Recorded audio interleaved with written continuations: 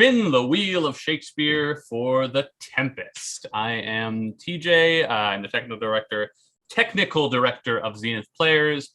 All the actors you'll be hearing tonight are volunteering their time and their talent from their homes to bring a little bit of entertainment to your homes. We want to thank them very much for being joining us tonight. We would also like to thank our friend, your friendly neighborhood Shakespeare, for hosting this on his pages. You can check out his website at shakespeareapproves.com and his Patreon at patreon.com/Shakespeare. You can find out more about him at the aforementioned website or by visiting his Facebook page, Shakespeare Approves, your friendly neighborhood Shakespeare. We might have links to visit him and some of our other performer friends in the comments of this video if I get a moment of free time during this reading. As always, we want to acknowledge and thank all the medical professionals and essential workers who've been working tirelessly to keep us all as healthy and safe as possible. If you're interested in more information about our totally volunteer organization, check out our website, zenithplayers.com. Feel very free to check out our very attractive donations page. 100% of all donations go towards production costs, which these days consists of the various subscriptions that allow for readings like this and other readings that are not like this to happen. If you would like to read with us in future projects, just send us an email at casting@zenithplayers.com and we will get you on board. Without further ado, let's do this thing. I will go ahead and show the cast, the potential cast list. So this list is not the current cast. It will be randomized in just a minute, and we'll find out which of these actors will be playing which of these roles. Once I press the magic button, here we go. As Prospero, we have Claire Bohannick. As Sebastian and Juno, we have Andrew Gellos. As Stefano, the Master, and Gonzalo, we have Shakira Searle. As Antonio and Iris, we have Andrea Atwood. As Caliban and Adrian, we have me, TJ Reisner. As Miranda and Francisco, we have Mira Singer. As the Bosun and Trinculo, we have Steve Anderson. As Ariel, we have Grace Aline. As Alonso, Ceres, and Ferdinand, we have Steve Bonelli. Now I'm going to paste this into the chat so that we can all see that. I'm going to, who am I? Oh, that's who I'm playing. I'm going to bring up the wheel, the dreaded wheel of Shakespeare, and I will give it a spin. Ooh, I can't give it a spin. It's, well, what if I do this? Yeah, there we go. That's close enough. Here we go. It's going to spin. And our theme is really difficult to read. It is "You are about to enter another dimension." So let me turn on the egg timer of doom. Actors, you have 10 minutes to gather any props and costumes, costume pieces that you want to use for "You are about to enter another dimension." Just say it. It's the Twilight Zone. Oh yeah, the Twilight. Copyright. That's code for the Twilight Zone. Yep, that was the first thing I was gonna do. Ba-boom. There we go. Oh, I wonder. Nope. The ticking. I can hear the ticking. It grew louder and louder. It grows louder and louder every minute. By the ticking of my clock. All right, let's see. Do-do-do. Do-do-do.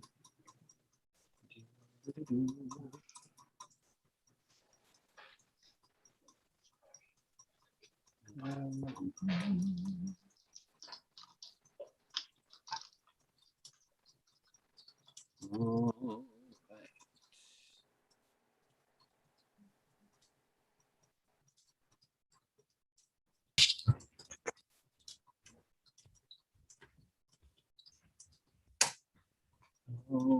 Okay. Oh, that's good. That's good. We can do black and white. If you want, there is the little. Zoom has the video filters. You can. I like it. Where is it? Black and white. That's very on brand. Let's see. I do not have the filters, unfortunately, but I have a black and white background. Nor do I, unfortunately. I expect you to paint your face gray. Let's not do that. Oh, all right, fine. Behind the mirror, I'm lost in the twilight hall. do, do, do, do, do, do, do, do. And image. Oops. Plus side. All my sound cues will work the same. Don't need to change them to anything crazy. There we go. That'll work there.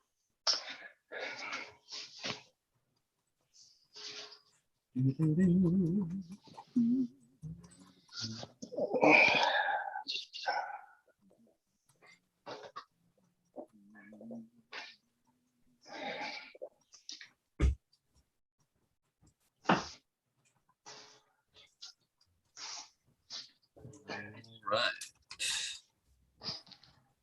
Once again, for anyone just joining us, we have spun the wheel of Shakespeare for the Tempest. Our theme is you are about to enter another dimension.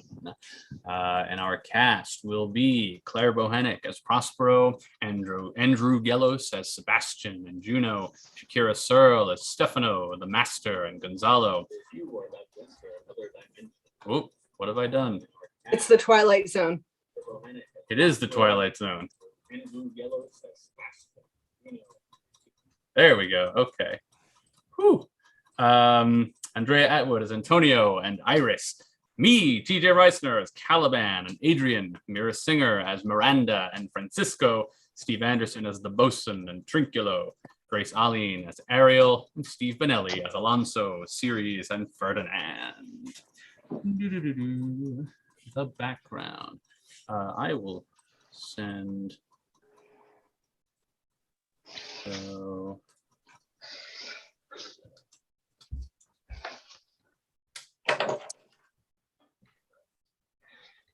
Oh, that's good. The eye.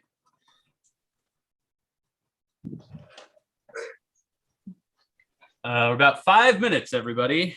Thank you. Thank you, Five. 5.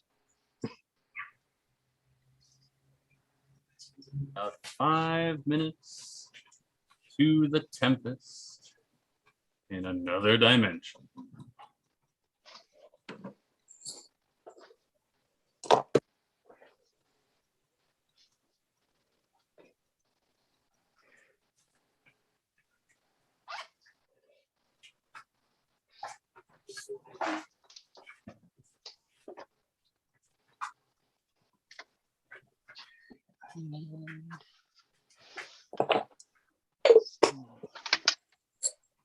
Hey, TJ, now's a good time to talk about what we have coming up in person.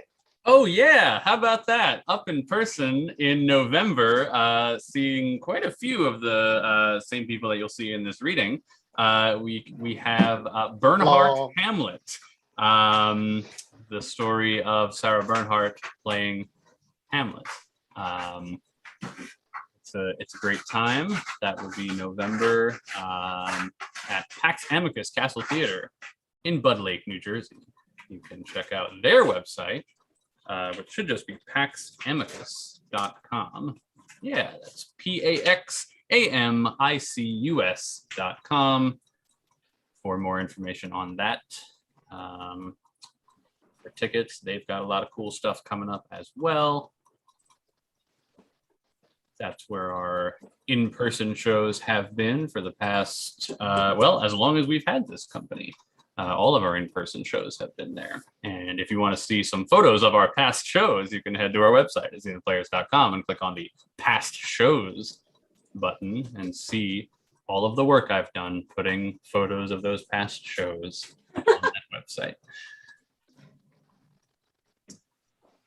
All right, we are down to about, I would say about 3 minutes left. Thank you, 3. Thank you, 3. Oh, God. Here's my time. Maybe I should consider a costume of some kind. I don't know. What have I got? That'll work. That'll do. I promise, Jack. I have so many interesting things.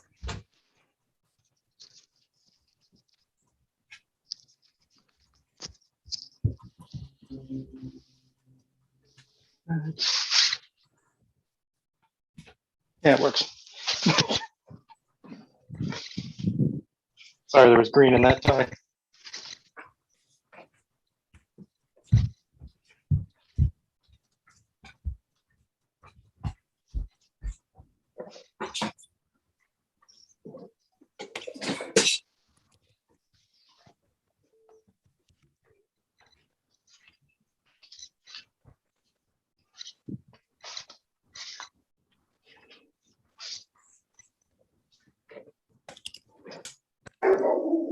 Oh boy, we don't need that.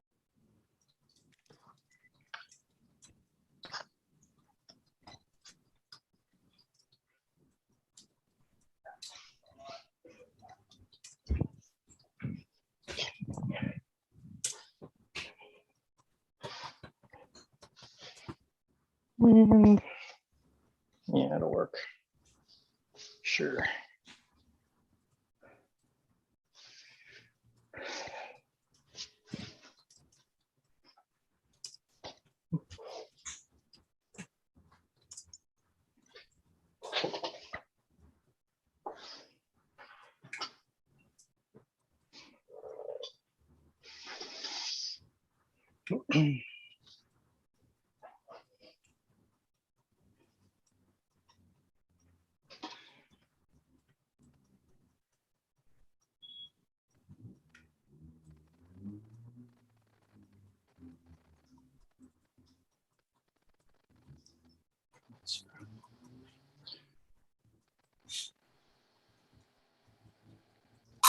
Whoop!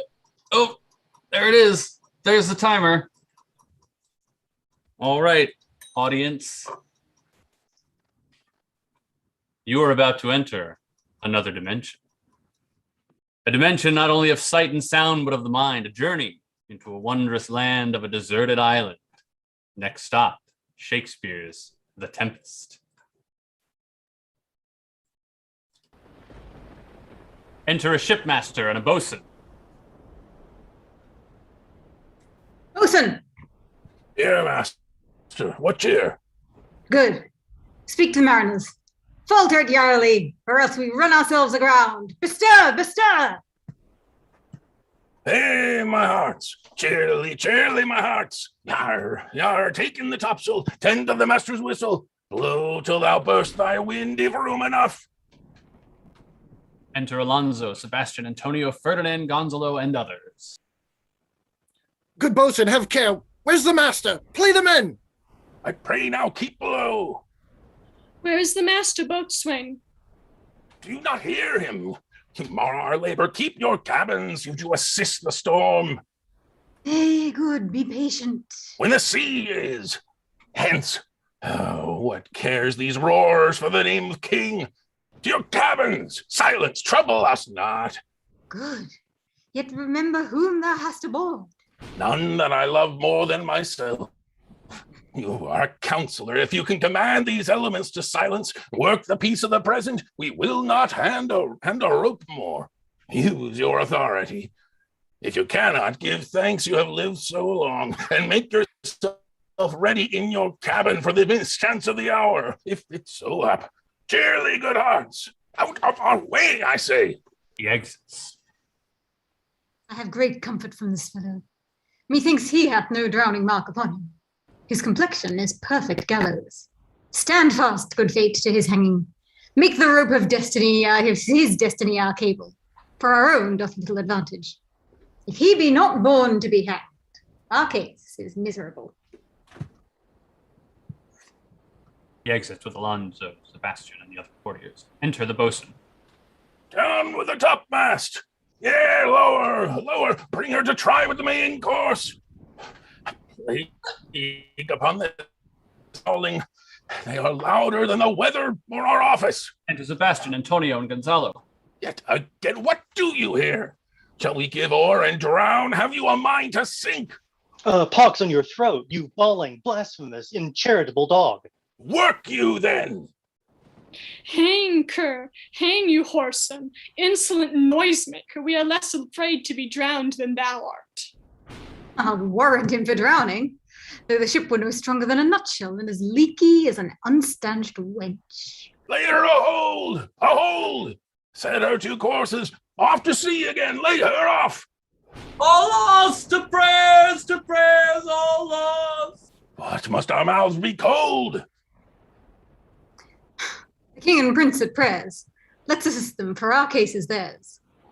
I am out of patience. We are merely cheated of our lives by drunkards. This wide-chopped rascal, would thou mightest lie drowning the washing of 10 tides. He'll be hanged yet, though every drop of water swear against it, and gape at widest and glutton. Mercy on us, we split, we split. Let's all sink with the king. Let's take leave of him.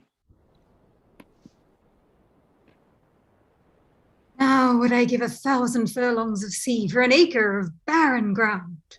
Long heath, brown furs, anything. The wills above be done, but I would fain die a dry death. He exits. Scene 2. Enter Prospero and Miranda. If by your art, my dearest father, you have put the wild waters in this roar, allay them. The sky, it seems, would pour down stinking pitch, but that the sea, mounting to the welkin's cheek, dashes the fire out. Oh, I have suffered with those that I saw suffer. A brave vessel, who had no doubt some noble creature in her, dashed all to pieces. Oh, the cry did knock against my very heart. Poor souls, they perished. Had I been any god of power, I would have sunk the sea within the earth, or ere it should the good ship so have swallowed, and the frauding souls within her. Be collected. No more amazement. Tell your piteous heart there's no harm done. Woe the day. No harm. I have done nothing but in care of thee, my dear one, thee, my daughter, who art ignorant of what thou art, not knowing of whence I am, nor that I am more better than Prospero, master of a full poor cell, and thy no greater father. More to know did never meddle with my thoughts. 'Tis time I should inform thee, farther. Lend thy hand and pluck my magic garment from me. So, lie thee there, my art. Wipe thine eyes, have comfort. The direful spectacle of the rack, which touched the very virtue of compassion in thee, I have with such provision in mine art, so safely ordered that there is no soul, no, not so much perdition as an hair betide to any creature in the vessel, which thou heardst cry, which thou saw'st sink. Sit down, for thou must know farther. You have often begun to tell me what I am, but stopped and left me to bootless inquisition, concluding, stay, not yet. The hour's now come. The very minute bids thee ope thine ear, obey, and be attentive. Canst thou remember a time before we came unto the cell? I do not think thou canst, for then thou wast not out 3 years old. Certainly, sir, I can. By what? By any other house or person? Of anything the image, tell me that hath kept with thy remembrance. 'Tis far off, and rather like a dream than an assurance that my remembrance warrants. Had I not 4 or 5 women once that tended me? Thou hadst, and more, Miranda. But how is it that this lives in thy mind? What seest thou else in the dark backward and abysm of time? If thou rememberest aught ere thou camest here, how thou camest here, thou mayst. But that I do not. 12 years since, Miranda, 12 years since, thy father was the Duke of Milan and a prince of power. Sir, are not you my father? Thy mother was a piece of virtue, and she said thou wast my daughter, and thy father was Duke of Milan, and his only heir and princess no worse issued. Oh, the heavens! What foul play had we that we came from thence, or blessed wast we did? Both, my girl. By foul play, as thou sayest, we were heaved thence, but blessedly holp hither. Oh, my heart bleeds to think of the teen that I have turned you to, which is from my remembrance. Please you, father. My brother and thy uncle called Antonio, I pray thee mark me, that a brother should be so perfidious. He whom next thyself of all the world I loved, and to him put the manage of my state, as at that time through all the signories it was the first, and Prospero the prime duke, being so reputed in dignity, and for the liberal arts without a parallel. Those being all my study, the government I cast upon my brother, and to my state grew stranger. Being transported and racked in secret studies, thy false uncle, dost thou attend me? Sir, most heedfully. Being one perfected, how to grant suits, how to deny them, who to advance and who to trash for overtopping, the new created, the creatures that were mine, I say, or changed them, or else new formed them, having both the key of officer and office, set all hearts in the state to what tune pleased his ear. And now he was the ivy which had hid my princely trunk and sucked my virtue out of it. Thou attendst not. Good sir, I do. I prithee, mark me. I, thus neglecting worldly ends, all dedicated the closeness and the bettering of my mind with that which, but by being so retired, overprized all popular rate, in my false brother awaked an evil nature, and my trust, like a good parent, did beget of him. A falsehood in its contrary, as great as my trust was. Which had indeed no limit, a confidence sans bound, he being thus lorded, not only with what my revenue yielded, but what my power might else exact, like one who having into truth by telling of it, made such a sinner of his memory, to credit his own lie, he did believe he was indeed the Duke out of the substitution, and executing the outward face of royalty with all prerogative. Hence his ambition growing. Dost thou hear? Your tale, sir, would cure deafness. To have no screen between this part, he played an aim he played it for. He needs will be absolute Milan. Me, poor man, my library was dukedom large enough of temporal royalties. He thinks me now incapable, confederate, so dry he was for sway with the king of Naples, to give him annual tribute, do him homage, subject his coronet to his crown, and bend the dukedom yet unbowed. Alas, poor Milan, to most ignoble stooping. Oh, the heavens! Mark his condition and the event, then tell me if this might be a brother. I should sin to think but nobly of my grandmother. Good wombs have borne bad sons. Now the condition. This king of Naples, being an enemy, to me inveterate, hearkens my brother's suit, which was that he, in lieu of the premises of homage, and I know not how much tribute, should presently extirpate me and mine out of the dukedom, and confer fair Milan with all the honors on my brother.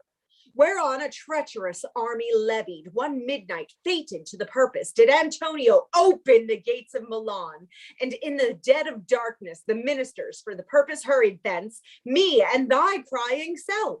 Alack, for pity! I, not remembering how I cried out then, will cry it o'er again. It is a hint that rings mine eyes to it. Hear a little further, and I'll bring thee to the present business, which now's upon thee, with which the story were most impertinent. Wherefore did they not that hour destroy us? Well demanded, wench. My tale provokes that question. Dear, they durst not. So dear the love my people bore me, nor set a mark so bloody on the business, but with colors fairer painted their foul ends. In few, they hurried us aboard a bark.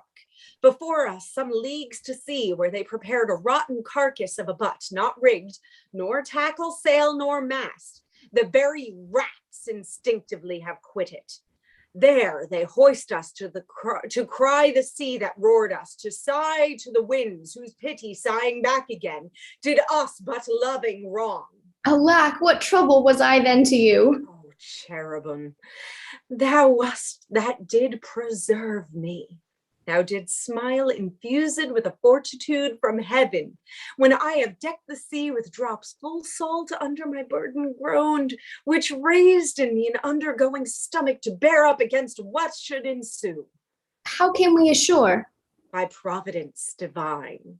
Some food we had and some fresh water that a noble Neapolitan, Gonzalo, out of his charity, who being then appointed master of this design, did give us, with rich garments, linen, stuffs, and necessaries, which since have steadied much. So of his gentleness, knowing I loved my books, he furnished me from mine own library with volumes I prize above my dukedom. Would I might but ever see that man. Now I arise. Sit still and hear the last of our sea sorrow. Here in this island we arrived, and here have I, thy schoolmaster, made thee more profit than other princes can, that have more time for vainer hours, and tutors not so careful. Heaven thank you for it. And now, I pray you, sir, for still 'tis beating in my mind, your reason for raising this sea storm? Know thus far forth, by accident most strange, bountiful fortune. Now, my dear lady hath mine enemies brought to this shore, and by my prescience I find my zenith doth depend upon a most auspicious star, whose influence, if I court not but omit my fortunes, will ever after droop. Here cease more questions, thou art inclined to sleep. 'Tis a good dullness, and give it away. I know thou canst not choose. Come away, servant. Come. I am ready now. Approach, my Ariel, come. All hail, great master, grave sir, hail. I come to answer thy best pleasure, be it to fly, to swim, to dive into the fire, to ride on the curled clouds. To thy strong bidding, task Ariel, and all his quality. Hast thou, spirit, performed to the point the tempest that I bade thee?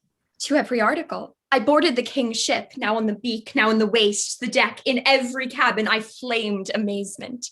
Sometimes I divide and burn in many places. On the topmast, the yards, and bowsprit would I flame distinctly, then meet and join. Jove's lightning, the precursors of the dreadful thunderclaps, more momentary and sight outrunning were not.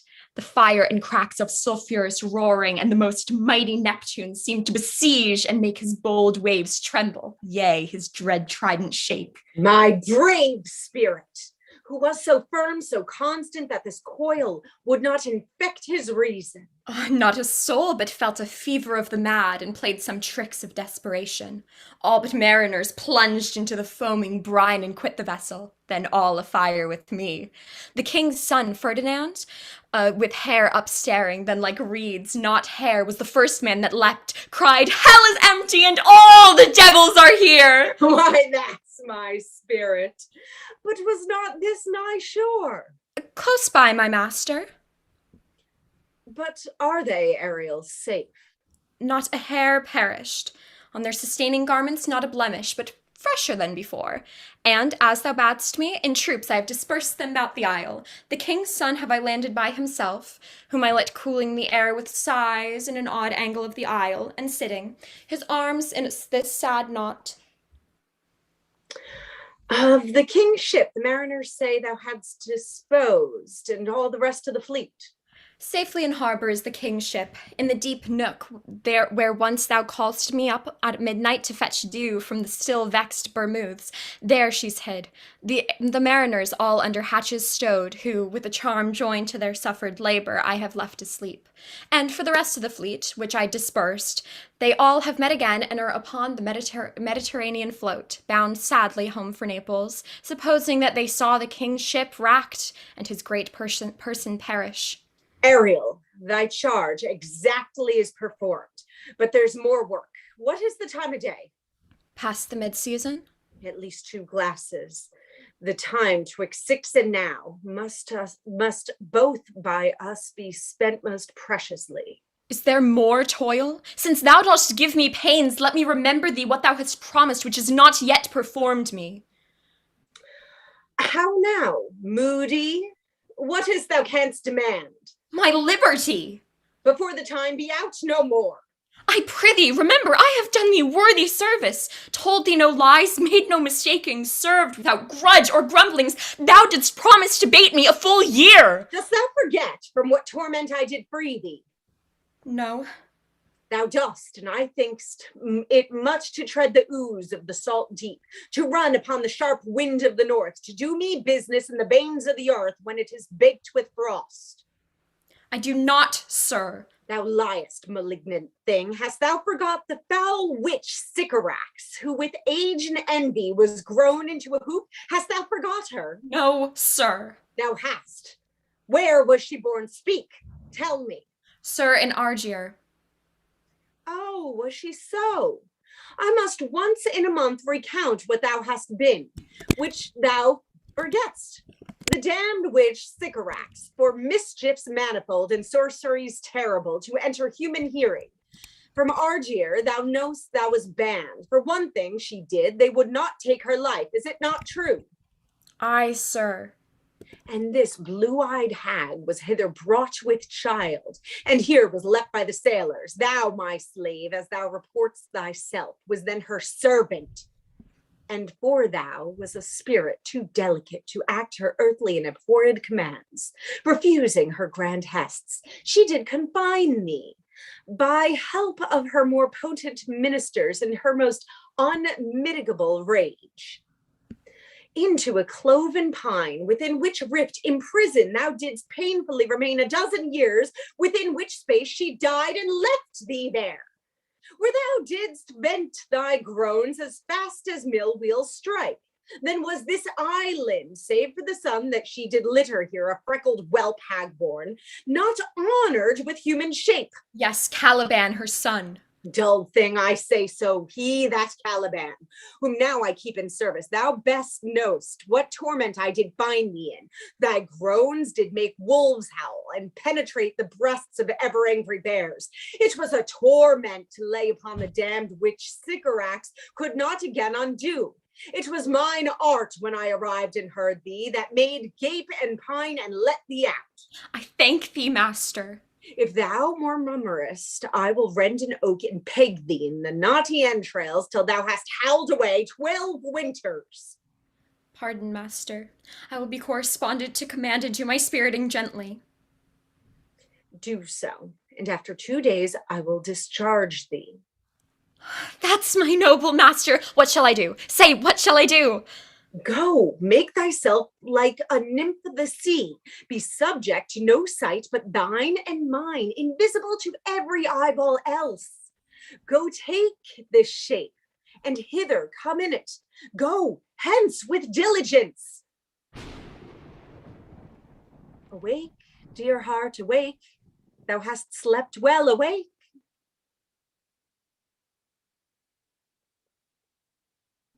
The strangeness of your story put heaviness in me. Shake it off. Come on, we'll visit Caliban, my slave, who never yields us kind answer. 'Tis a villain, sir, I do not love to look on. But as it is, we cannot miss him. He does make our fire, fetch our wood, and serves in offices that profit us. What ho, slave Caliban, thou speak. There's wood enough within.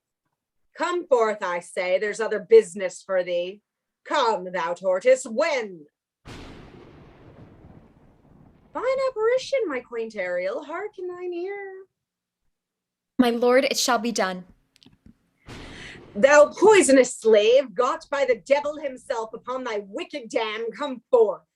As wicked do as ere my mother brushed, with raven's feather from unwholesome fen drop on you both. A southwest blow on you and blister you all o'er. For this be sure, tonight thou shalt have cramps, side stitches that shall pen thy breath up. Urchins shall forth at vast of night, that they may work all exercise on thee. Thou shalt be pinched as thick as honeycomb, each pinch more stinging than the bees that made 'em. I must eat my dinner.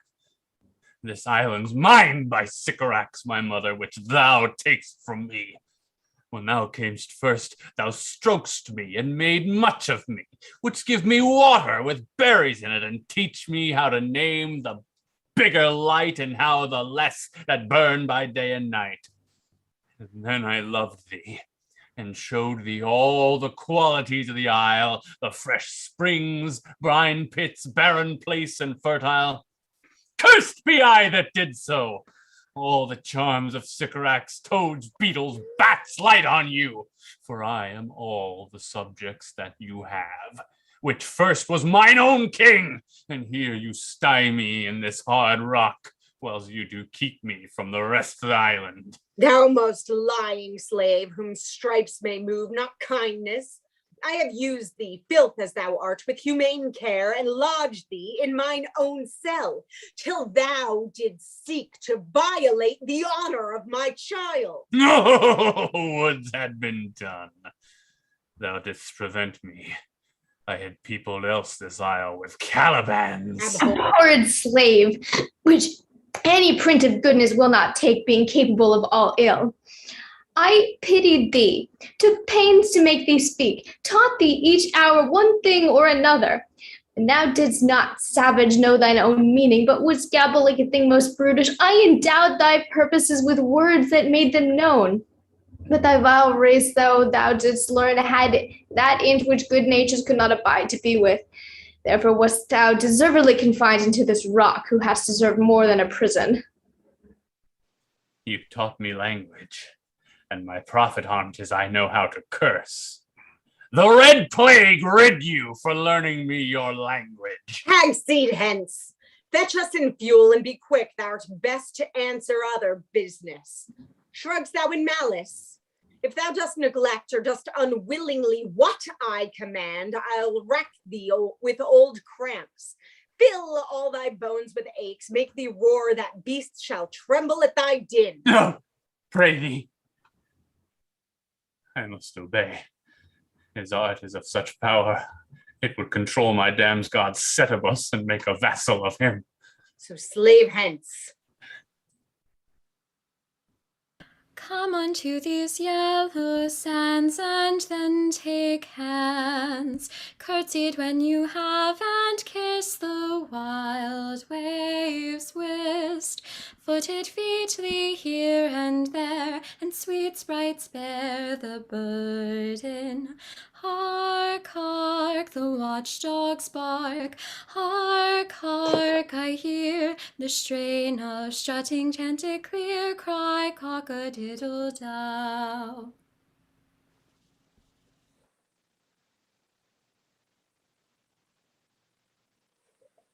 Where should this music be? The air or the earth? It sounds no more. And sure it waits upon some god of the island sitting on a bank, weeping again the king, my father's wreck. This music crept by me upon the waters, allaying both their fury and my passion with its sweet air. Hence I have followed it, or it hath drawn me rather, but 'tis gone. No, it begins again. 4 fathom 5 thy father lies, of his bones are coral made, those are pearls that were his eyes, nothing of him that doth fade, but doth suffer a sea change into something rich and strange. Sea nymphs hourly ring his knell, ding dong. Hark now, I hear them, ding dong bell. The ditty does remember my drowned father. This is no mortal business, nor no sound that the earth owes. I hear it now, above me. The fringed curtains of thine eye advance and say what thou seest yond. What is't, a spirit? Lord, how it looks about. Believe you, sir, it carries a brave form, but 'tis a spirit. No, wench, it eats and sleeps and hath such senses as we have such. This gallant which thou seest was in the rack, and but he's something sustained with grief, that beauty's canker, thou mightst call him a goodly person, He hath lost his fellows and strays about to find 'em. I'd call him a thing divine, for nothing natural I ever saw so noble. It goes on, I see, as my soul prompts it. Spirit, fine spirit, I'll free thee within 2 days for this. Most sure, the goddess on whom these airs attend, vouchsafe my prayer may know if you remain upon this island, and that you will some good instruction give how I may bear me here. My prime request, which I do last pronounce, is, oh, you wonder, if you be maid or no. No wonder, sir, but certainly a maid. My language, heavens, I am the best of them that speak this speech were I but where 'tis spoken. How, the best? What wert thou, if King of Naples heard thee? A single thing as I am now, that wonders to hear thee speak of Naples. He does hear me, and that he does, I weep. Myself am Naples, who with mine eyes never since at ebb beheld the king my father racked. Alack for mercy. Yes, faith, and all his lords, the Duke of Milan, and his brave son being twain. The Duke of Milan and his more braver daughter could control thee, if now 'twere fit to do it. At the first sight they have changed eyes. Delicate Ariel, I'll set thee free for this. A word, good sir, I fear you have done yourself some wrong, a word. Why speaks my father so ungently? This is the third man that e'er I saw, the first that e'er I sighed for. Pity move my father to be inclined my way. Oh, if a virgin and your affection not gone forth, I'll make you the Queen of Naples. Soft, sir, one word more. They're both in either's powers, but this is swift business. I must uneasy make, lest too light winning make the prize light. One word more, I charge thee that thou attend me. Thou dost here usurp the name thou owest not, and hast put thyself upon this island as a spy to win it from me, the lord on it. No, as I am a man.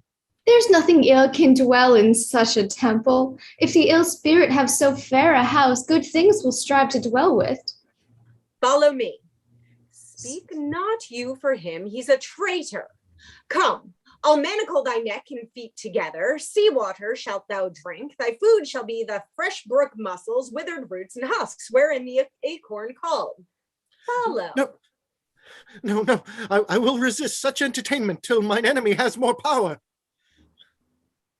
Oh, dear father, make not too rash a trial of him, for he's gentle and not fearful. What I say, my foot, my tutor, put thy sword up, traitor, who makes to show but dares not strike. Thy conscience is so possessed with guilt.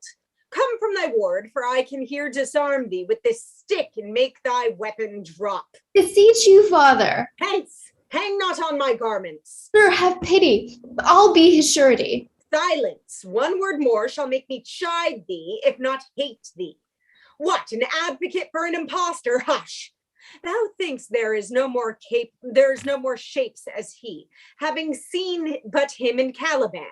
Foolish wench, to the most of men this is a Caliban, and they to him are angels. My affections are then most humble. I have no ambition to see a goodlier man. Come on, obey. Thy nerves are in their infancy again, and I have no vigor in them. So they are. My spirits, as in a dream, are all bound up. My father's loss, the weakness which I feel, the wrack of all my friends, now, nor this man's threats to whom I am subdued, are but light to me. Might I but through my prison once a day behold this maid, all corners else of the earth, let liberty make use of, space enough have I in such a prison. It works. Come on, thou hast done well, Ariel. Follow me. Hark, what else shalt thou else shalt do me. Be of comfort. My father's of a better nature, sir, than he appears by speech. This is unwonted which now came from him. Thou shalt be as free as mountain winds, but then exactly do all points of my command. To the syllable. Come, follow. Speak not for him. They exit. End of Act 1. Act 2, Scene 1. Enter Alonso, Sebastian, Antonio, Gonzalo, Adrian, Francisco, and others.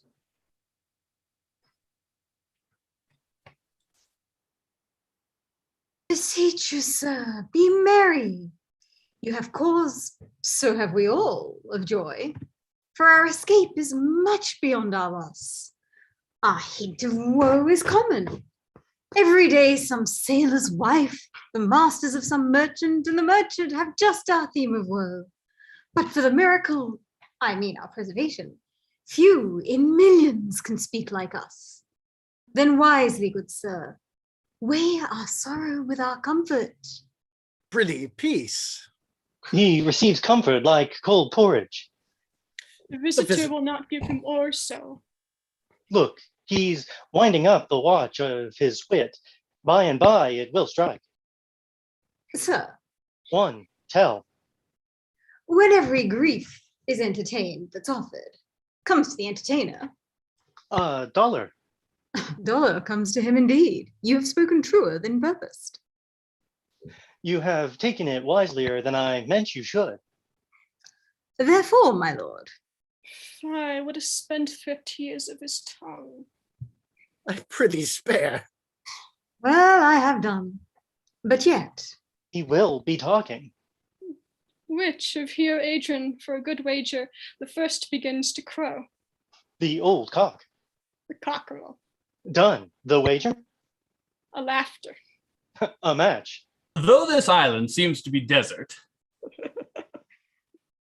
So, you're paid.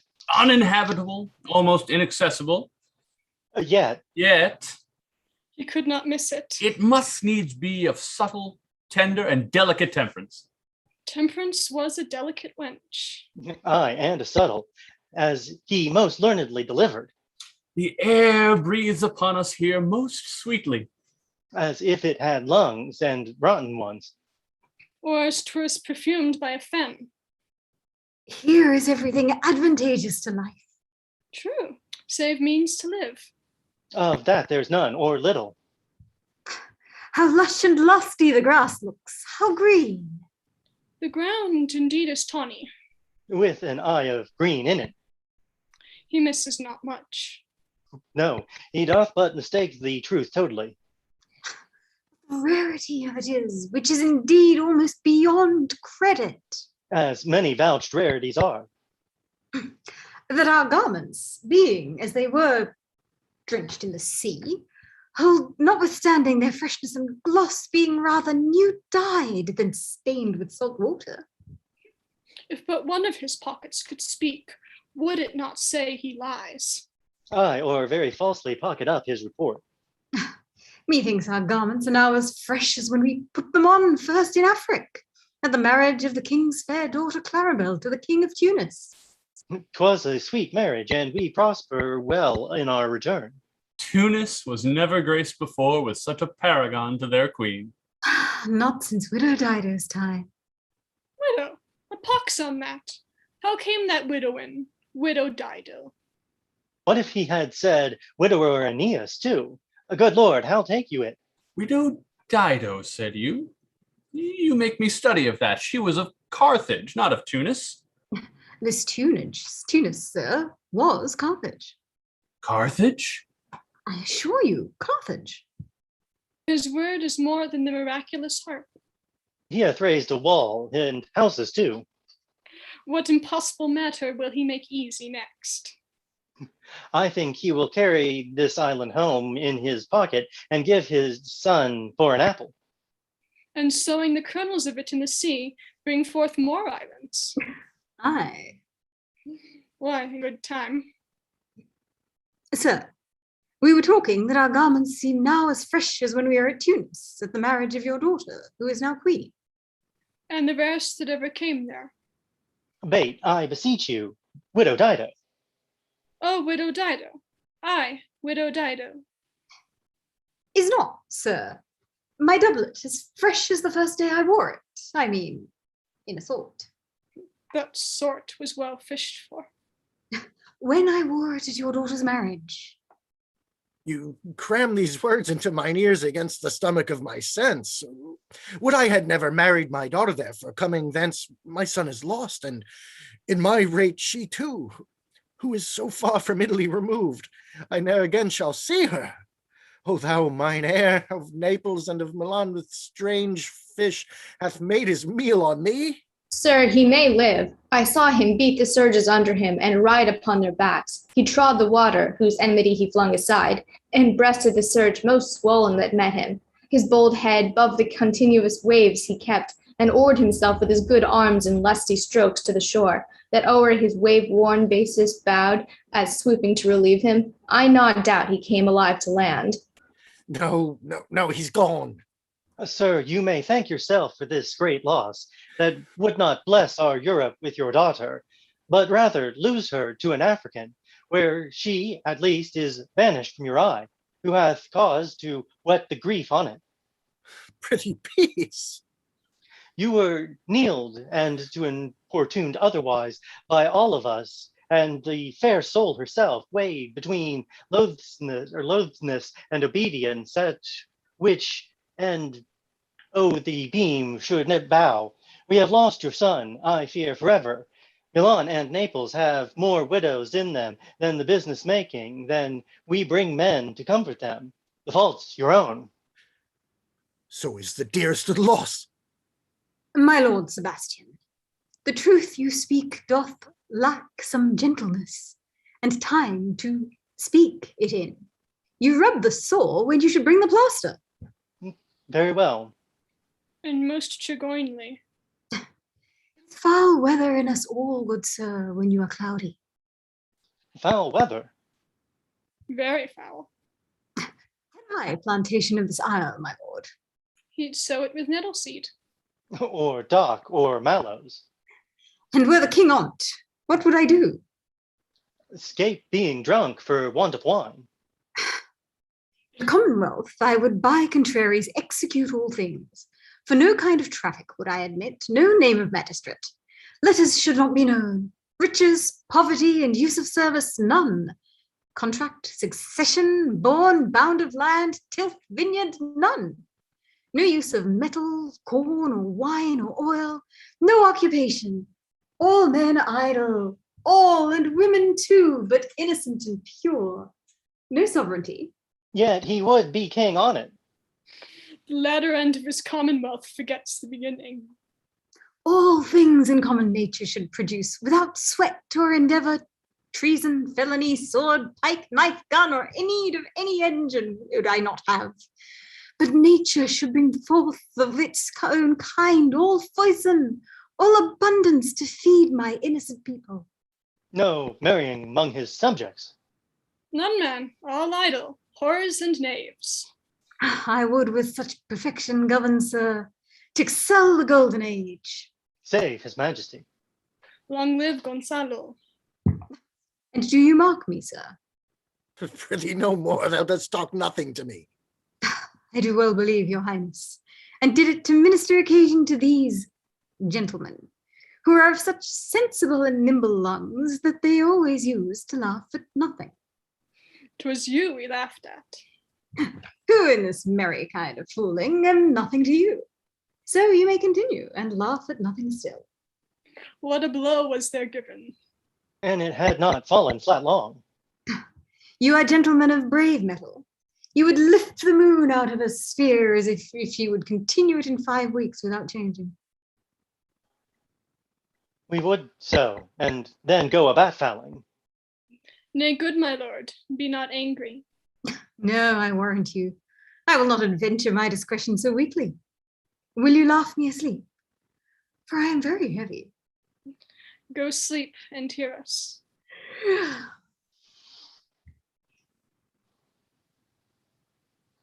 What, all so soon asleep? I wish mine eyes would with themselves shut up my thoughts. I find they inclined to do so. Please you, sir, do not omit the heavy offer of it. It seldom visits sorrow. When it doth, it is the comforter. We too, my lord, will guard your person while you take your rest and watch your safety. Thank you. Wondrous heavy. What strange drowsiness possesses them? It is the quality of the climate. Why, doth it not then our eyelids sink? I find not myself disposed to sleep. Nor I. My spirits are nimble. They fell together all, as by consent. They dropped as by a thunderstroke. What might? Worthy Sebastian, oh, what might? No more. And yet methinks I see in thy face what thou shouldst be. The occasion speaks thee, and my strong imagination sees a crown dropping upon thy head. What? Art thou waking? Do you not hear me speak? I do, and surely it is a sleepy language, and thou speakst out of thy sleep. What is it thou didst say? This is a strange repose to be asleep with eyes wide open, standing, speaking, moving, and yet so fast asleep. Noble Sebastian, thou lettest thy fortune sleep, die rather, winkest while thou art waking. Thou dost snore distinctly. There's meaning in thy snores. I am more serious than my custom. You must be so too, if heed me, which to do troubles thee over. Well, I am standing in water. I'll teach you how to flow. Do so. To ebb, hereditary sloth instructs me. If you but knew how you the purpose cherish, whilst thus you mock it, how in stripping it you more invest it. Ebbing men indeed most often do so near the bottom run by their own fear or sloth. Prithee, say on. The setting of thine eye and cheek proclaim a matter from thee, and a birth indeed, which throws thee much to yield. Thus, sir, although this lord of weak remembrance, this, who shall be of as little memory when he is earthed, hath here almost persuaded, for he is a spirit of persuasion, only professes to persuade. The king his son's alive, 'tis impossible that he's undrowned, as he that sleeps here swims. I have no hope that he's undrowned. Oh, out on you that no hope, what great hope have you?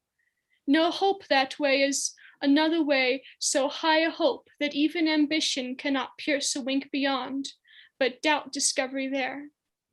Will you grant with me that Ferdinand is drowned? He's gone. Then tell me, who's the next heir of Naples? Clarabelle. She that is queen of Tunis, she that dwells 10 leagues beyond man's life. She that from Naples can have no note unless the sun were post. The man in the moon's too slow. Till newborn chins be rough and razorable. She that from whom we all were sea swallowed, though some cast again, and by that destiny to perform an act whereof what's past is prologue, what to come in yours and my discharge. What stuff is this? How say you? 'Tis true my brother's daughter's queen of Tunis.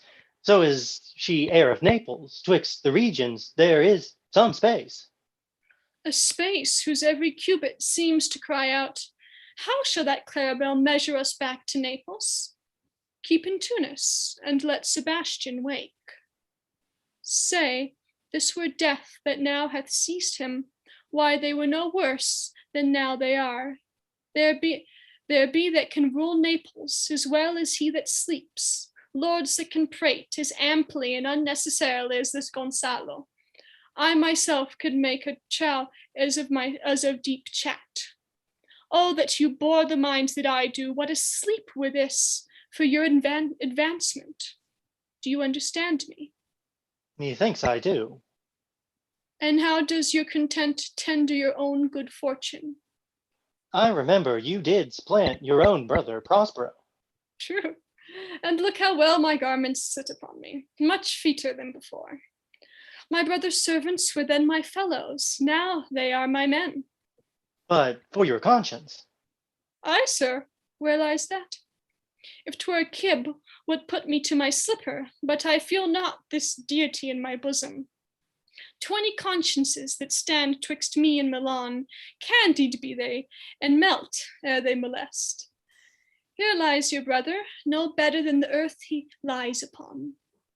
if he were that which now he's like, that's dead, whom I with this obedient steel, 3 inches of it, can lay to bed forever, whilst you, doing thus, to the perpetual wink for might put this ancient morsel, this Sir Prudence, who should not upbraid our course.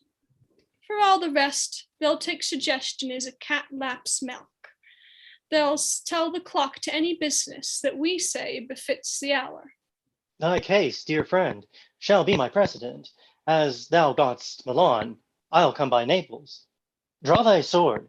One stroke shall free thee from the tribute which thou payest, and I, the king, shall love thee. Draw together, and when I rear my hand, do you the like to fall it on Gonzalo. Oh, but one word. My master through his art foresees the danger that you, his friend, are in, and sends me forth, for else his project dies, to keep them living. While you here do snoring lie, open-eyed conspiracy his time doth take. If of life you keep a care, shake off slumber and beware. Awake! Awake! Then let us both be sudden. Now, good angels, preserve the king. Why, how now? Awake? Why are you drawn? Wherefore this ghastly looking? What's the matter? Whilst we stood here securing your repose, even now we heard a hollow burst of bellowing, like bulls or rather lions. Did not wake you. It struck mine ear most terribly. I heard nothing. Oh, 'twas a din to fright a monster's ear, to make an earthquake. Sure, 'twas the roar of a whole herd of lions. Heard you this, Gonzalo? Upon mine honor, sir, I heard a humming, and that a strange one too, which did awake me. I shrieked you, sir, and cried. As mine eyes opened, I saw their weapons drawn. There was a noise, that's verily. 'Tis best we stand upon our guard, or else that we quit this place. Let's draw our weapons. Lead off this ground, and let's make further search for my poor son. Heavens keep him from these beasts, for he is sure in the island. Lead away. Prospero, my lord, shall know what I have done. So, king, go safely on to seek thy son.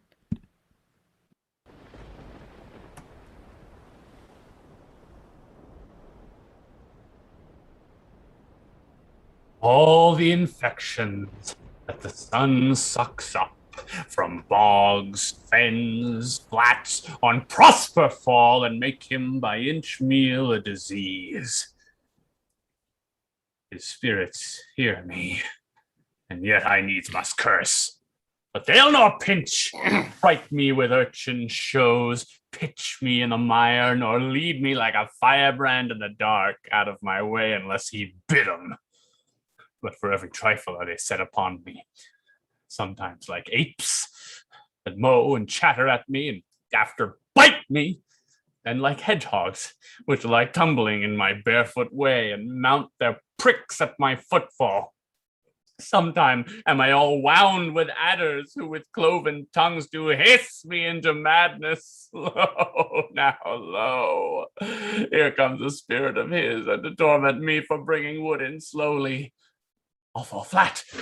Perchance he will not mind me. There's neither bush nor shrub to bear off any weather at all.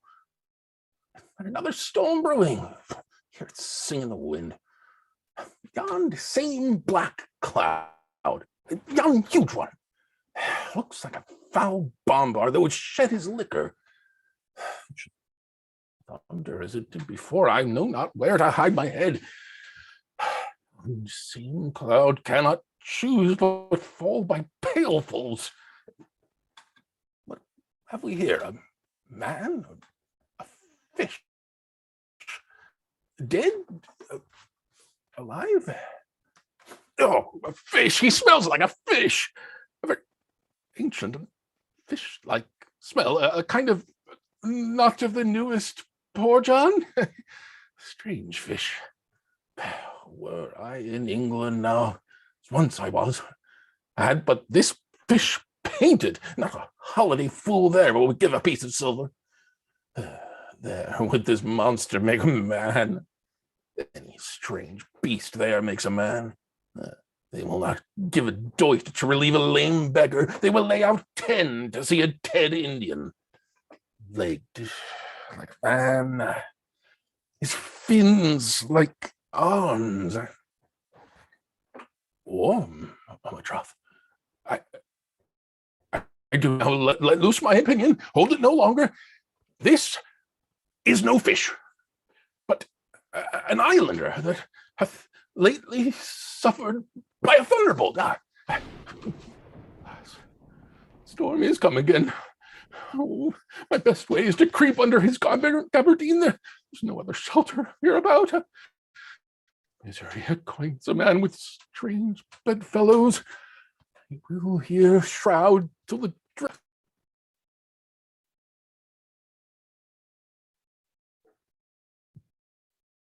And I shall not more to see. Here I shall die ashore. Ha! This is a very scurvy time to sing at a man's funeral. Well, here's my comfort. The master, the swabber, the boatswain, and I, the gunner and his mate, loved Mal, Meg, Marion, Marjorie, but none of us cared for Kate. For she had a tongue with a tang, would cry to a sailor, go hang. She loved not the savor of tarn or of pitch, yet a tailor might scratch her where'er she did itch. Then to sea, boys, and let her go hang. This is a scurvy tune too, but here's my comfort. Oh, do not torment me! Oh. What's the matter? Have we devils here? Do you put tricks upon us with savages and men avenged? Ha! I have not escaped drowning to be afeard now of your forelegs. For it hath been said, as proper a man ever went on forelegs cannot make him give ground. And it shall be said so again while Stefano breathes at nostrils. The spirit torments me! Oh! This is some monster of the isle with 4 legs who hath got, as I take it, an ague. Where the devil should he learn our language? I will give him some relief, if it be but for that. If I can recover him and keep him tame and get to Naples with him, he's a present for any emperor that ever trod on neat's leather. Do not torment me, prithee. I'll bring my wood home faster. Oh, he's in his fit now and does not talk after the wisest. He shall taste of my bottle. If he have never drunk wine afore, it'll go near to remove his fit. If I can recover him and keep him tame, and I will not take too much for him. He shall pay for him that hath him. And that soundly. Thou dost me yet but little hurt. Thou wilt anon, I know it by thy trembling. Now prosper works upon thee. Come on your ways, open your mouth. Here is that which will give language to you, cat. Open your mouth. This will shake your shaking. I can tell you, and that soundly. You cannot tell who's your friend. Open your chaps again. I should know that voice. It should be. Oh, he is drowned. These are devils. Defend me. 4 legs and 2 voices. A most delicate monster. His forward voice is now to speak well of his friend. His backward voice is to utter foul speeches and to detract. If all the wine in my bottle will recover him, I will help his ague. Come. Amen. I will pour some in thy other mouth. Stefano. Doth thy other mouth call me? Mercy, mercy, this is a devil and no monster. I will leave him. I have no long spoon. Stefano, if thou beest, Stefano, touch me and speak to me, for I am Trinculo. Be not afeard, thy good friend Trinculo. If thou beest Trinculo, come forth. I'll pull thee by the lesser legs. If any be Trinculo's legs, these are they. Thou art very Trinculo indeed.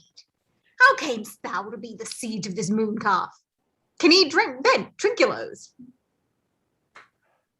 I took him to be killed with a thunderstroke, but art thou not drowned, Stefano? I hope now thou art not drowned. Is the storm overblown? I hid me under the dead mooncalf's scabardine for the storm. Art thou living, Stefano? Oh, Stefano, 2 Neapolitans escaped. Hey, prithee, do not turn me about. My stomach isn't constant. These be fine things, and if they be not sprites, that's a brave god and bears celestial liquor. I will kneel to him. How didst thou escape? How camest thou hither? Swear, by this bottle, how thou camest hither. I escaped upon a butt of sack which the sailors heaped overboard. By this bottle, which I made of the bark of a tree, with mine own hands, since I was cast ashore. I'll swear upon that bottle to be thy true subject, for the liquor is not earthly. Here, swear then how thou escapedst. Swum ashore, man, like a duck. I can swim like a duck, I'll be sworn. Here, kiss the book. Though thou canst swim like a duck, thou art made like a goose. Oh, Stefano, hast any more of this? The whole butt, man. My cellar is in a rock by the seaside where my wine is hid. How now, mooncalf? How does thine ache you? Hast thou not dropped from heaven? Out of the moon, I do assure thee. I was the man in the moon when time was. I have seen thee in her, and I do adore thee. My mistress showed me thee, and thy dog, and thy bush. Come, swear to that. Kiss the book. I will furnish it anon with new contents. Swear. Right, it's good like this is a very shallow monster. I feared of him. A very weak monster. Man in the moon. Oh, almost poor, credulous monster. A well-drawn monster, in good sooth. I'll show thee every fertile inch of the island, and I will kiss thy foot. I prithee, be my god. Why, this is light, a most perfidious and drunken monster. When the god is asleep, he'll rob the bottle. I'll kiss thy foot. I'll swear myself thy subject. Come on then. Down and swear. I shall laugh myself to death at this puppy-headed monster. Most scary monster. But find in my heart to beat him. Come, kiss. But the poor monster's in drink, an abominable monster. I'll show thee the best springs. I'll pluck thee berries. I'll fish for thee and get thee wood enough. Plague upon the tyrant that I serve. I'll bear him no more sticks, but follow thee, thou wondrous man. The most ridiculous monster to make a wonder of a poor drunkard. I prithee, let me bring thee where crabs grow, and I with my long nails will dig thee pig nuts, show thee a jay's nest, and instruct thee how to snare the nimble marmoset. I'll bring thee to clustering filberts, and sometimes I'll get thee young scammels from the rocks. Wilt thou go with me? I prithee now, lead the way without any more talking. Trinculo, the king, and all our company else being drowned, we will inherit here. Here, bear my bottle. Jolly Trinculo will fill him by and by again. Farewell, master, farewell, farewell. Howling monster, a drunken monster. No more dams I'll make for fish, nor fetching, firing at requiring, nor scape, trenching, nor wash dish. Ban, ban, Cacala, ban. As a new master, get a new man, freedom! High day, freedom! Freedom, high day, freedom. Monster, lead the way. End of Act 2. Act 3, Scene 1. Enter Ferdinand bearing a log. There be some sports are painful, and their labor delight in them off. Some kinds of baseness are nobly undergone, and most poor matters point to rich ends. This my mean task would be as heavy to me as odious, but the mistress which I serve quickens what's dead and makes my labors pleasures. Oh, she is 10 times more gentle than her father's crabbed, and he's composed of harshness. I must remove some thousands of these logs and pile them up upon a sworn junction. My sweet mistress weeps when she sees me work, and says such baseness had never like executor. I forget, but these sweet thoughts do even refresh my labors, most when I do it.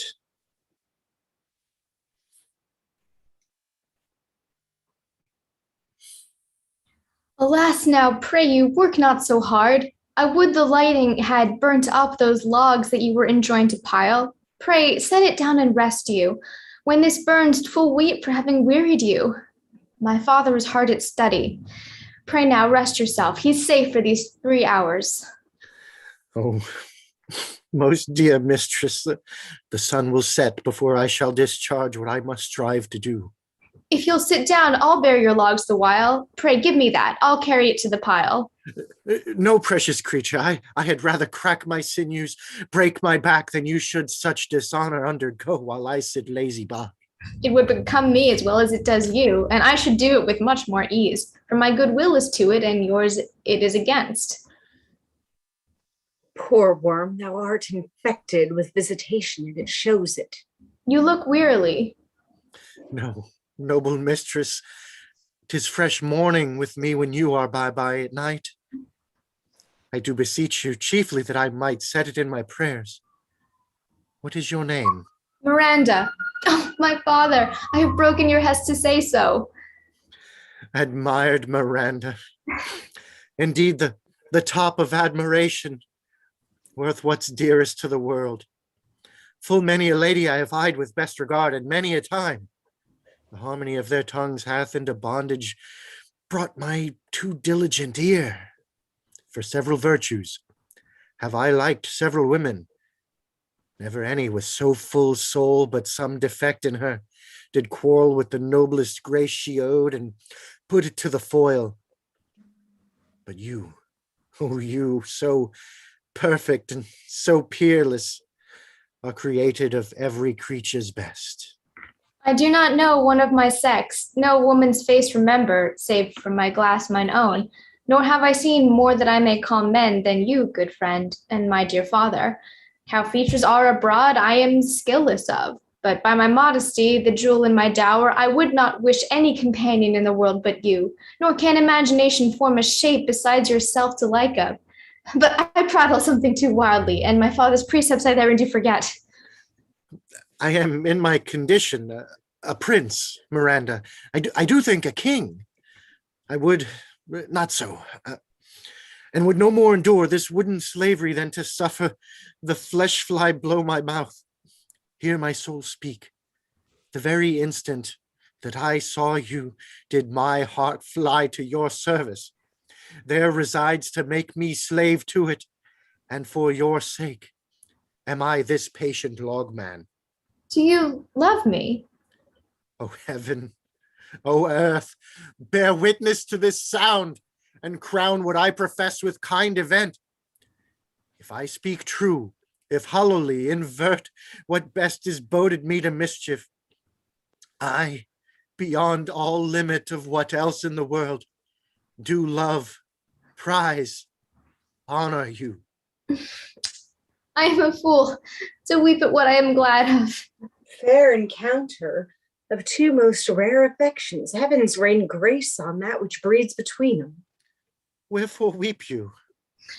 Mine unworthiness that dare not offer what I desire to give, and much less take what I shall die to want. But this is trifling, and all the more it seeks to hide itself, the bigger bulk it shows. Hence bashful cunning, and prompt me plain and holy innocence. I am your wife if you will marry me, If not, I'll die your maid. To be your fellow you may deny me, but I'll be your servant whether you will or no. My mistress, dearest, and I thus humble ever. My husband, then? I, with a heart as willing as bondage heir of freedom, here's my hand. And mine, with my heart in't. And now farewell till half an hour hence. 1,000,000. So glad of this as they cannot, so glad of this as they I cannot be, who are surprised withal, but my rejoicing at nothing can be more. I'll to my book, for yet ere supper time must I perform much business appertaining. Scene 2. Enter Caliban, Stefano, and Trincula. Tell not me. When the butt is out, we will drink water. Not a drop before. Therefore, bear up and boredom. Servant monster, drink to me. Servant monster, the folly of this island. They say there's but 5 upon this isle. We are 3 of them. The other 2 be brained like us. The state totters. Drink, servant monster, when I bid thee. Thy eyes are almost set in thy head. Where should they be set else? You're a brave monster indeed if they were set in his tail. My man monster hath drowned his tongue in sack. For my part, the sea cannot drown me. I swam ere I could recover the shore 35 leagues off it on by this light. Thou shalt be my lieutenant, monster, or my standard. Your lieutenant, if you list. He's no standard. Will not run, Monsieur Monster. Nor go neither. We'll lie like dogs and yet see nothing neither. Mooncalf, speak once in thy life, if thou beest a good mooncalf. How does thy honor? Let me lick thy shoe. I'll not serve him. He is not valiant. Thou liest, most ignorant monster. I am in case to jostle a constable. Why, thou debauched fish, thou. Was there ever a man a coward that hath drunk so much sack as I today? Wilt thou tell a monstrous lie, being but half a fish and half a monster? Lo, how he mocks me! Wilt thou let him, my lord? Lord, quoth he, that a monster should be such a natural. Lo again! Bite him to death, I prithee. Trinculo, keep a good tongue in your head. If you prove a mutineer, the next tree, the poor monster's my subject, and he shall not suffer indignity. I thank my noble lord. Wilt thou be pleased to hearken once again to the suit I made to thee? Marry, I will. Kneel and repeat it. I will stand, and so shall Trinculo. As I told thee before, I am subject to a tyrant, a sorcerer, that by his cunning hath cheated me of this island. Thou liest! Thou liest, thou jesting monkey, thou! I would, my valiant master would destroy thee. I do not lie. Trinculo, if you trouble him any more in his tale, by this hand, I will supplant some of your teeth. I said nothing. Mum then, and no more. Proceed. I say, by sorcery he got this isle. From me he got it. If thy greatness will, revenge it on him, for I know thou darest, but this thing dare not. That's most certain. Thou shalt be lord of it, and I'll serve thee. How now shall this be compassed? Canst thou bring me to the party? Yea, my lord. I'll yield him thee asleep, or thou mayst knock a nail into his head. Thou liest, thou canst not. What a pied ninny's this, thou scurvy pat? I do beseech thy greatness, give him blows and take his bottle from him. When that's gone, he shall drink naught but brine, for I'll not show him where the quick freshes are. Trinculo, run into no further danger. Interrupt the monster one word further, and by this hand, I'll turn my mercy out of doors and make a stockfish of thee. What did I? I did nothing. I'll go further off. Didst thou not say he lied? Thou liest! Do I so? Take thou that. As you like this, give me the lie another time. I did not give the lie. Out of your wits and hearing, too. Pox of your bottle. Can sack and drinking do? A murrain on your monster, and the devil take your fingers. Now, forward with your tale. Prithee, stand further off. Beat him enough after a little time. I'll beat him too. Stand further.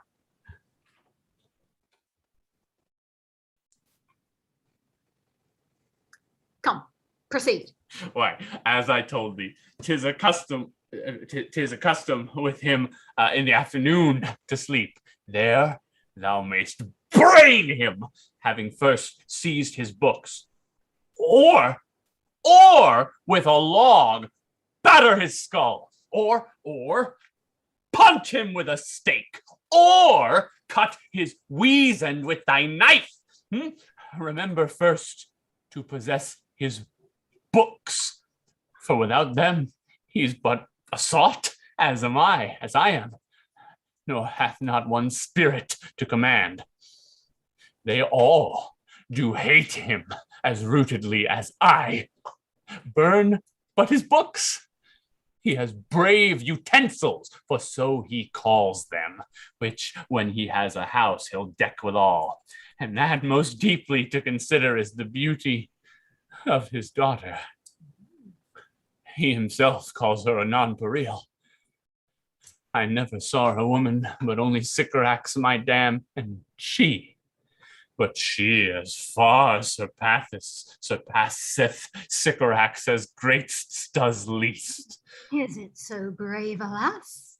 My lord, she will become thy bed, I warrant, and bring thee forth brave brood. Monster, I will kill this man. His daughter and I will be king and queen, save our graces. And Trinculo and thyself shall be viceroys. Dost thou like the plot, Trinculo? Excellent. Give me thy hand. I am sorry I beat thee.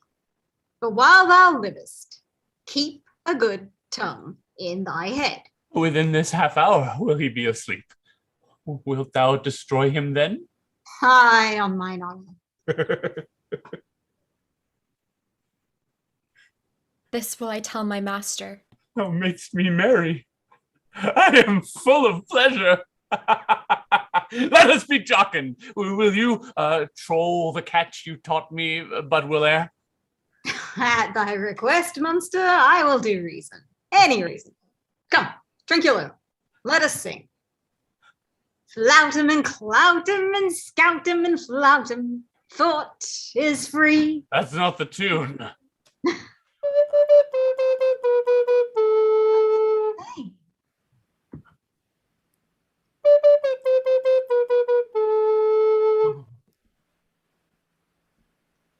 What is this saying?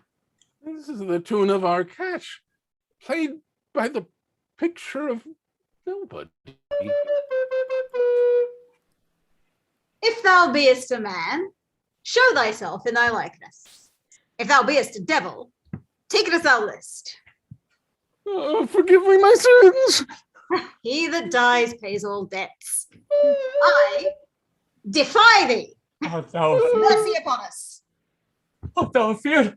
No, Monster, not I. Be not afeard.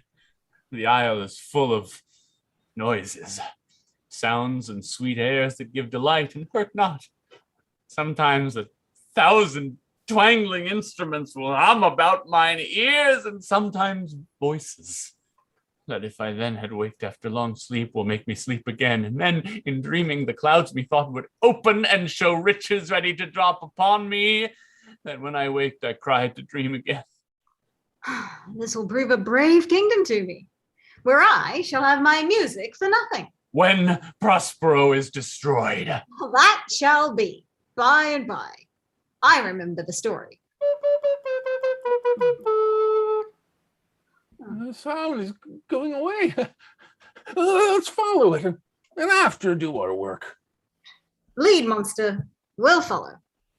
I would I could see this taperer. He lays it on. Will come? We'll follow, Stefano. Scene 3. Enter Alonso, Sebastian, Antonio, Gonzalo, Adrian, Francis, etc.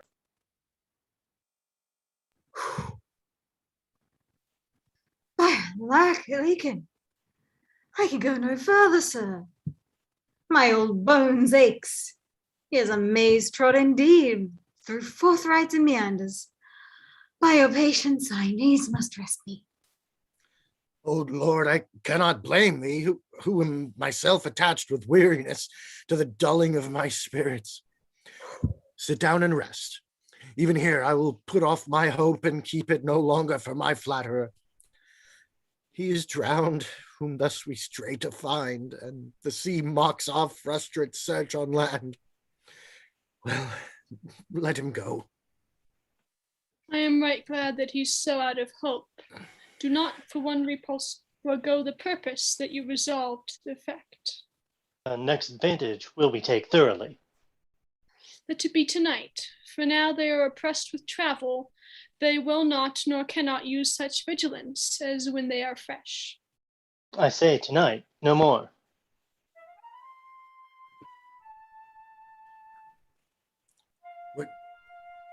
What harmony is this? My good friends, hark! Marvelous sweet music.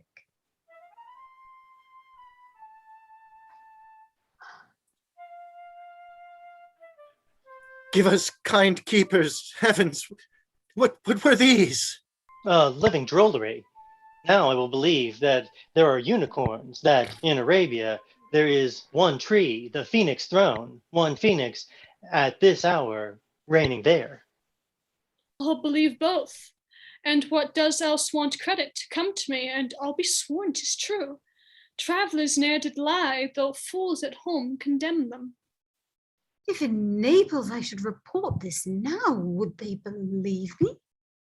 If I should say I saw such islanders, for certes, these are the people of this island, who though they are of monstrous shape, yet note their manners are more gentle, kind, than of our human generation you shall find.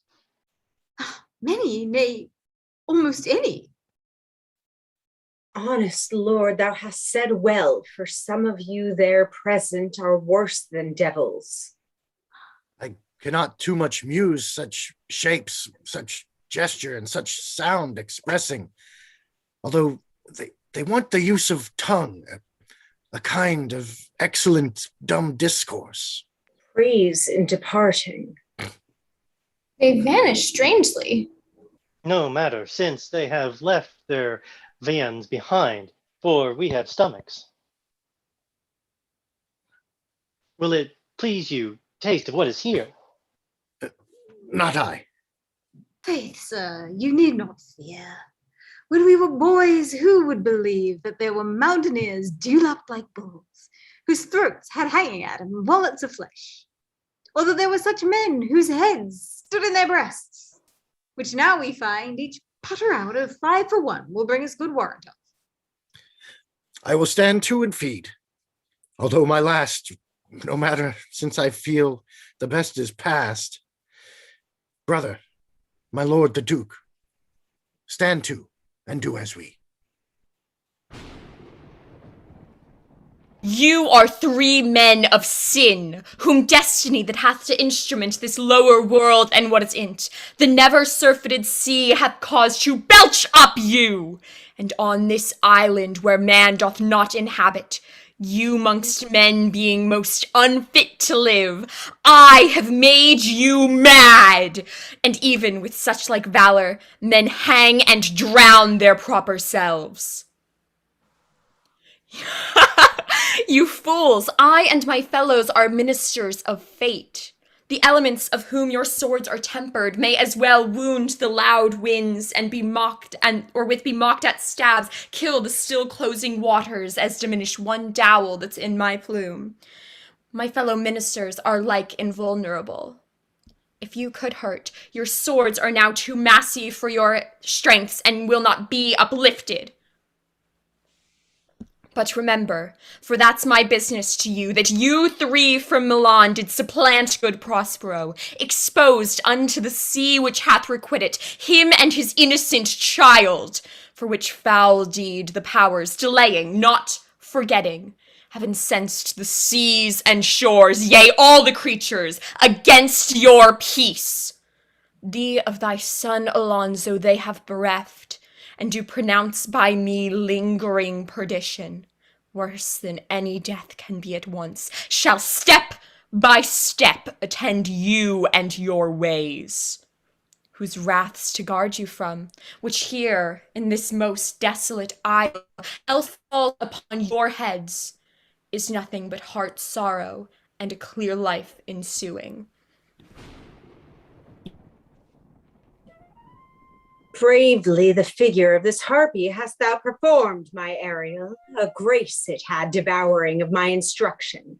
Hast thou nothing bated in what thou hadst to say? So with good life and observation strange, my meaner ministers their several kinds have done. My high charms work, and these mine enemies are knit up in their distractions. They are now in my power, and in these fits I will leave them while I visit young Ferdinand, whom they suppose is drowned, and his and mine loved darling. In the name of something holy, sir, why stand you in this strange stare? Oh, it is monstrous, monstrous. Methought the billows spoke and told me of it. The winds did sing it to me, and the thunder. That deep and dreadful organ pipe pronounced the name of Prosper. It did bask my trespass.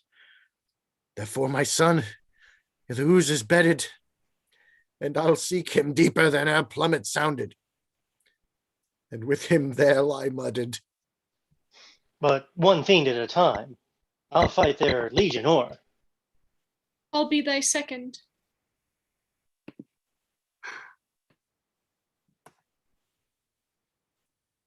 All three of them are desperate.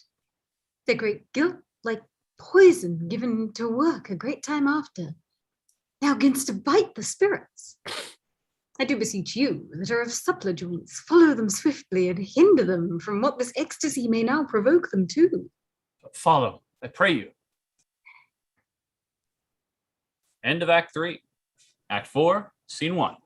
Enter Prospero, Ferdinand, and Miranda. If I have too austerely punished you, your compensation makes amends, for I have given you here a third of mine own life, or that for which I live, who once again I tender to thy hand. All thy vexations were but my trials of thy love, and thou hast strangely stood the test. Here afore heaven I ratify this my rich gift. Oh, Ferdinand, do not smile at me that I boast of her, for thou shalt find she will outstrip and pray all praise and make it halt behind her. I do believe it against an oracle. Then as my gift and thine own acquisition worthily purchased, take my daughter. But if thou dost break her virgin knot before all sanctimonious ceremonies may with full and holy rite be ministered, no sweet aspersion shall the heavens let fall to make this contract grow. But barren hate, sour-eyed disdain, and discord shall beshrew the union of your bed with weeds so loathly that you shall hate it both. Therefore, take heed, as Hymen's lamp shall light you.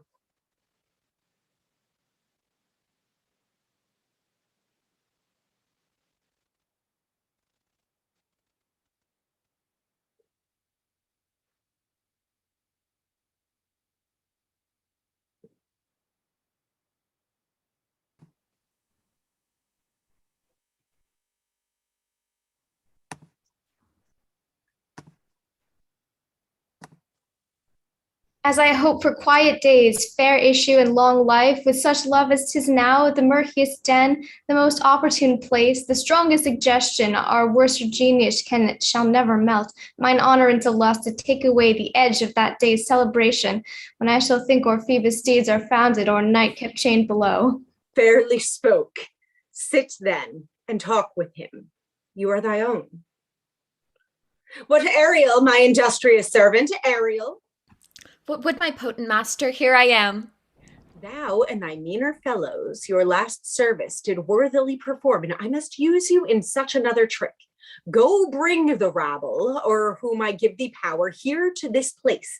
Incite them to quick motion, for I must bestow upon the eyes of this young couple some vanity of mine art. It is my promise, and they expect it of me.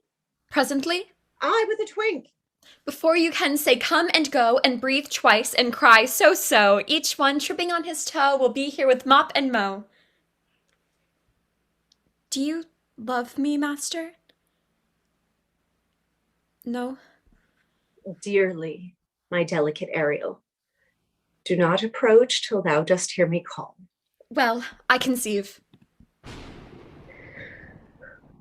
Look thou to be true. Do not give dalliance, too much the rein. The strongest oaths are straw to the fire and the blood. Be more abstemious, or else good night your vow. Warrant you, sir, the white cold virgin snow upon my heart abates the ardor of my liver. Well, now come, my Ariel, bring a corollary. Rather than want a spirit, appear and pertly.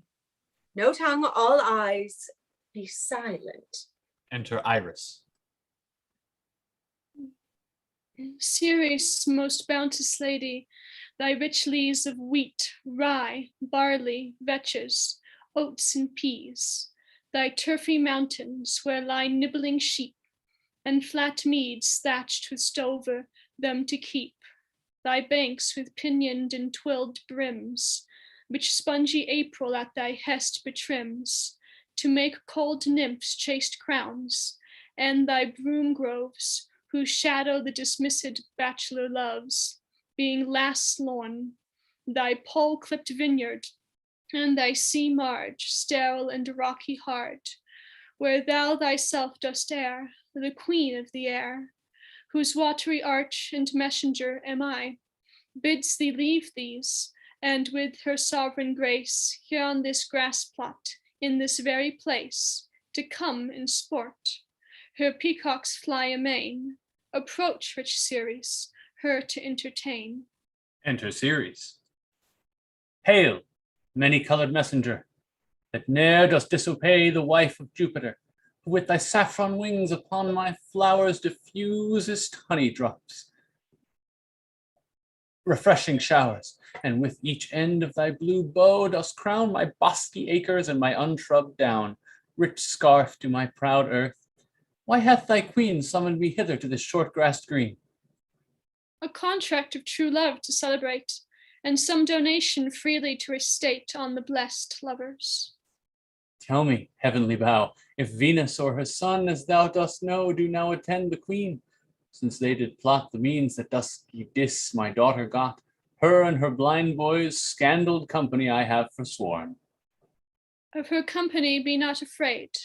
I met her deity cutting the clouds towards Paphos, and her son dove drawn with her.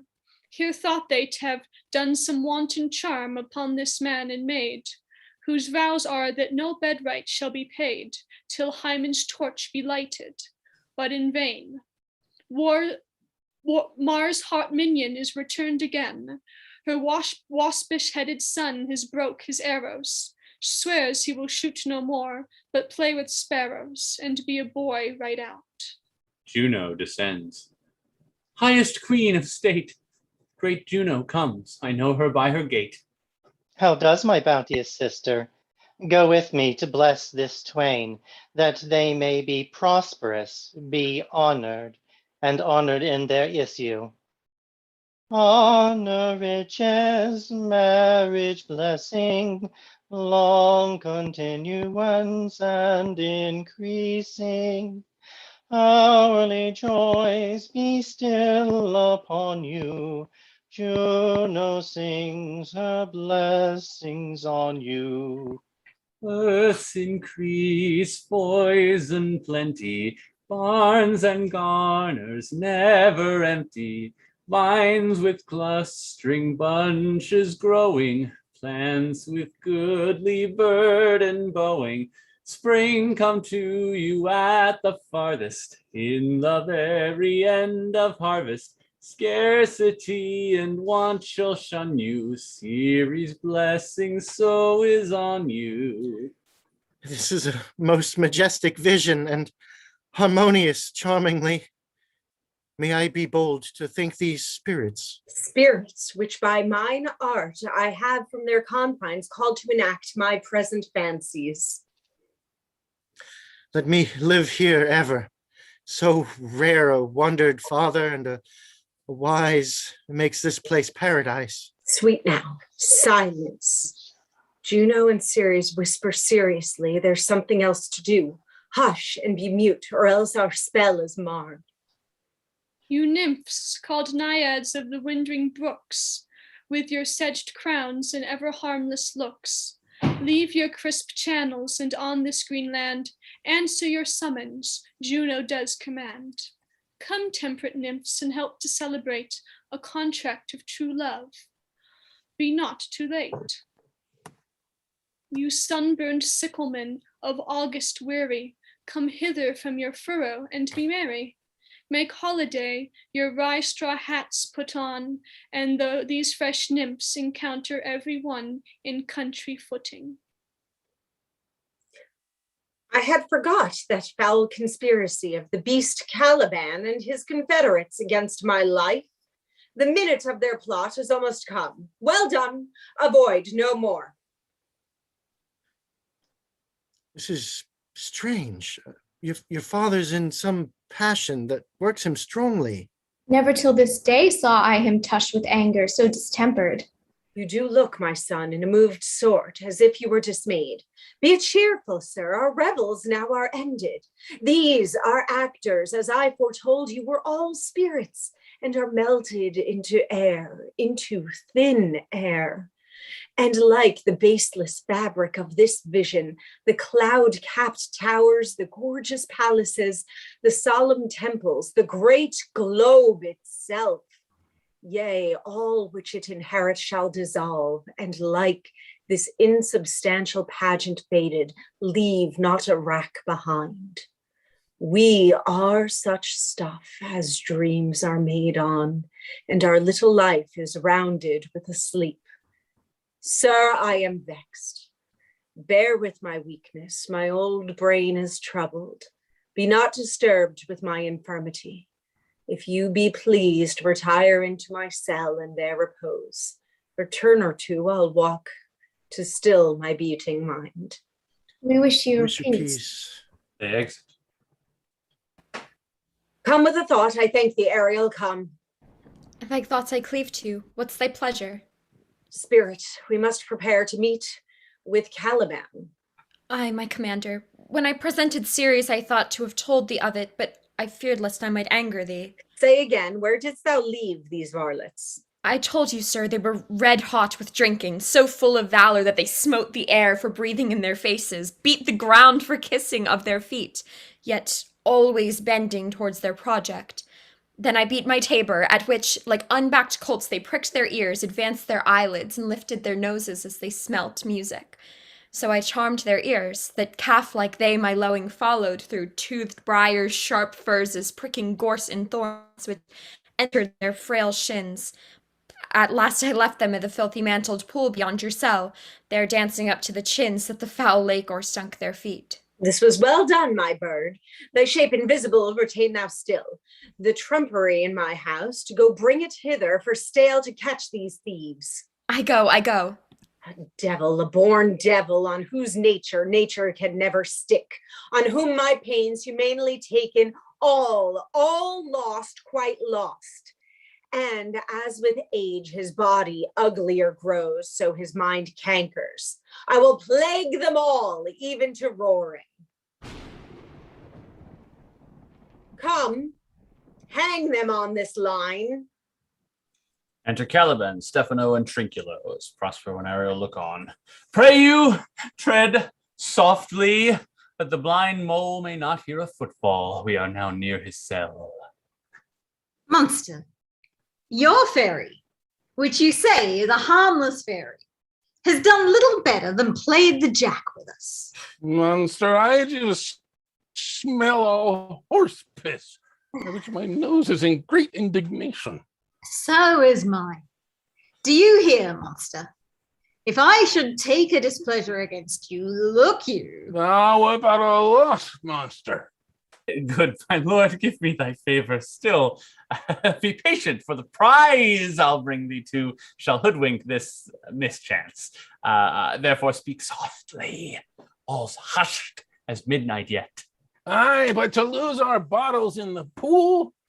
There is not only disgrace and dishonor in that, monster, but an infinite loss. There's more to me than my wedding. Yet this is your harmless fairy, monster. I will fetch off my bottle, though I be your ears for my labor. Prithee, my king, be quiet. Seest thou here? This is the mouth of the cell. No noise. Enter. Do that good mischief which may make this island thine own forever, and I thy Caliban, for I thy footlicker.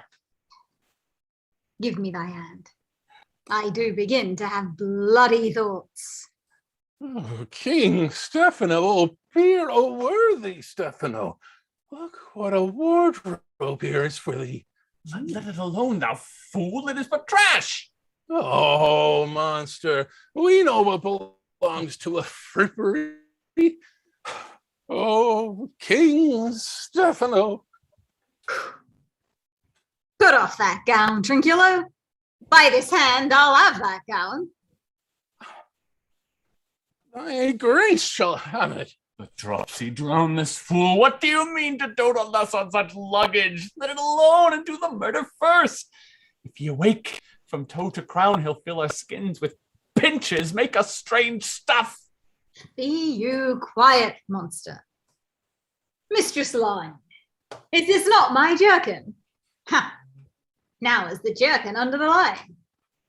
Now, jerkin, you are like to lose your hair and prove a bald jerkin. Do. We steal by line and level at it like your grace. I thank thee for that jest. Here's a garment for it, which shall not go unrewarded while I am king of this country. Steal by line and level is an excellent pass of pay. There's another garment for it. Monster, come, put some lime upon your fingers and away with the rest. I will have none on it. We shall lose our time and all be turned to barnacles or to apes with foreheads villainous low. Monster, lay to your fingertips. Help to bear this away where my hogshead of wine is, or I'll turn you out of my kingdom. Go to, carry that. And this. I am this. Hey, mountain, hey. Silver, there it goes, Silver. Fury, there, tyrant, there, hark, hark. Go, charge my goblins at their grand joints. With dry convulsions, shorten up their sinews with aged cramps, more pinch-spotted to make them than pard or cat a mountain. Hark, they roar. Let them be hunted soundly at this hour. Lies at my mercy all mine enemies. Shortly shall my labors end, and thou shalt have the air at freedom. For a little follow and do me service. They exit. End of Act 4. Act 5, Scene 1. Enter Prospero and Ariel. Now does my project gather to a head. My charms crack not, my spirits obey, and the time goes upright with his carriage. How's the day? On the 6th hour, at which time, my lord, you said our work should cease. I did say so when first I raised the Tempest. Say, my spirit, how fares the king and his followers? Confined together in the same fashion as you gave in charge, just as you left them, all prisoners, sir, in the lime grove which weather fends your cell. They cannot budge till your release. The king, his brother, and yours abide all three distracted, and the remainder mourning over them, brimful of sorrow and dismay, but chiefly him that you termed, sir, the good Lord Gonzalo. His tears run down his beard like winter's drops from eaves of reeds. Your charm so strongly works him that if you now beheld them, your affections would become tender. Dost thou think so, spirit? Mine would, sir, were I human. And mine shall. Hast thou, which art but air, touch a feeling of their afflictions, and shall not myself, one of their kind, that relish all as sharply, passion as they, be kindlier moved than thou art? Thou, with their high wrongs, am struck to the quick, yet with my nobler reason gainst my fury do I take part. The rarer action is in virtue than in vengeance. They, being penitent, the sole drift of my purpose doth extend, not a frown further. Go, release them, Ariel. My charms I'll break, their senses I'll restore, and they shall be themselves. I'll fetch them, sir. You elves of hills, brooks, standing lakes, and groves, and you that on the sands with printless foot do chase the ebbing Neptune and do fly him when he comes back, you demi-puppets that by moonshine do the green sour ringlets make, whereof the ewe not bites, and you whose pastime is to make midnight mushrooms that rejoice to hear the solemn curfew, by whose aid weak masters thought you be. I have bedimmed the noontide sun, called forth the mutinous winds, and twixt the green sea and the azured vault, set roaring war to the dread rattling thunder, have I given fire and rifted Jove's stout oak with his own bolt. The strong braced promontory have I made shake, and by the spurs plucked up the pine and cedar. Graves at my command have waked their sleepers, oped and let them forth by my so potent art. But this rough magic I here abjure, and when I have required some heavenly music, which even now I do, to work mine end upon the senses that this airy charm is for, I'll break my staff, bury it in certain fathoms in the earth, and deeper than did ever plummet sound, I'll drown my book. Here enters Ariel, then Alonso with a frantic gesture, attended by Gonzalo, Sebastian, and Antonio in like manner, attended by Adrian and Francisco. They all enter the circle which Prospero has made, and there stand Charmed, which Prospero, observing, speaks. Solemn air, and the best comforter to an unsettled fancy, cure thy brains. Now useless, boiled within thy skull, there stand, for you are spell stopped. Holy Gonzalo, honorable man, mine eyes, insociable to the show of thine, fall fellowly drops.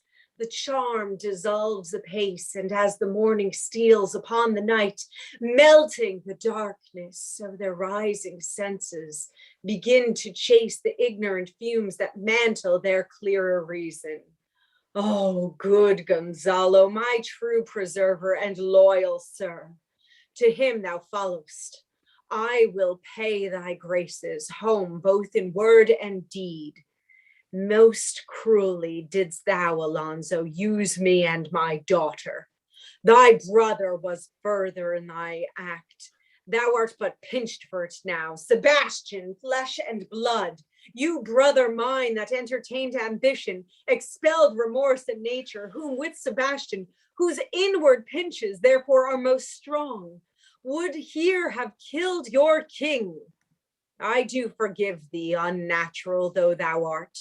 Their understanding begins to swell, and the approaching tide will shortly fill the reasonable shore that now lies foul and muddy. Not one of them that yet looks on me would now know me. Ariel, fetch me the hat and rapier in my cell. I will discase myself present, as I was sometime Milan. Quickly, spirit, thou shalt ere long be free. Where the bee sucks, there suck I. In a cowslip spell I lie. There I couch when owls do cry. On the bat's back I do fly. After sun Merrily, merrily shall I live now, under the blossom that hangs on the bough. Why, that's my dainty Ariel. I shall miss thee, but yet thou shalt have freedom. So, to the kingship, invisible as thou art, there shalt thou find the mariners asleep under the hatches, the master and the boatswain being awake, and force them to this place, and presently, I prithee. I drink the air before me and return, or ere your pulse twice beat.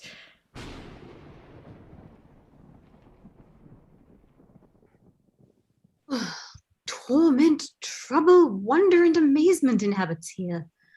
Some heavenly power guide us out of this fearful country. Behold, Sir King, the wronged Duke of Milan Prospero, for more assurance that a living prince does now speak to thee, I embrace thy body. And to thee and thy company I bid a hearty welcome. Where thou beest here, no, or some enchanted trifle to abuse me. As late I have been, I not know. Thy pulse beats as of flesh and blood, and since I saw thee, the affliction of my mind amends with which I fear a madness held me. This must crave, and if this be at all a most strange story, thy dukedom I resign, and do entreat thou pardon me my wrongs. But how should Prospero be living and be here? First, noble friend, let me embrace thine age, whose honor cannot be measured or confined. Whether this be or be not, I'll not swear. You do yet taste some subtleties of the isle that will not let you believe things certain. Welcome, my friends all. But you may brace of lords were I so minded. I here could pluck his highness frown upon you and justify you traitors. At this time, I will tell no tales. The devil speaks in him. No, for you, most wicked sir, whom to call brother would even infect my mouth, I do forgive thy rankest fault, all of them, and require my dukedom of thee, where perforce I know thou must restore. If thou beest Prospero, give us particulars of thy preservation, how thou hast met us here, 3 hours since were racked upon this shore, where I have lost. How sharp the point of this remembrance is, my dear son Ferdinand. I am woe for it, sir. Irreparable is the loss, and patience says it is past her cure. I rather think you have not sought her help. Of whose soft grace for the like lost, I have her sovereign aid and rest myself content. You, the like loss? As great to me as late and supportable to make the dear loss have I means much weaker than you may call comfort you, for I have lost my daughter. A daughter? Oh heavens, that they were living both in Naples, the king and queen there. That they were, I wish myself were mudded in that oozy bed where my son lies. When did you lose your daughter? In this last tempest. I perceive these lords at this encounter do so much admire that they devour their reason and scarce think their eyes do offices of the truth. Their words are natural breath, but howsoe'er you have been justled from your senses, know for certain that I am Prospero, and that very Duke which was thrust forth from Milan, who most strangely upon the shore where you were racked was landed, to be the lord on't. No more of this, for 'tis a chronicle of day by day, not a relation for breakfast, nor befitting this first meeting. Welcome, sir. This cell's my court. Here I have a few attendants, and subjects none abroad. Pray you look in. My dukedom, since you have given me again, I will require you with as a good thing. And least bring forth a wonder to content you as much as me my dukedom.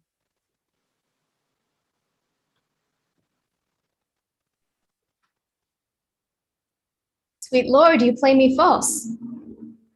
No, my dearest love, I would not for the world. Yes, for a score of kingdoms you should wrangle, and I would call it fair play.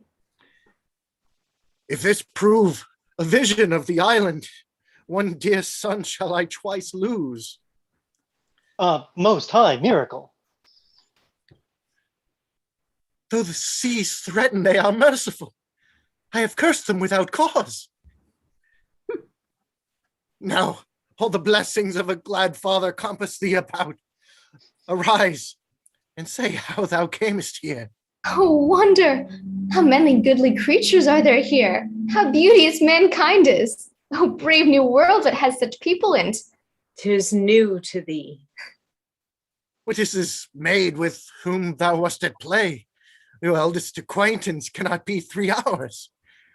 Is she the goddess that hath severed us and brought us thus together?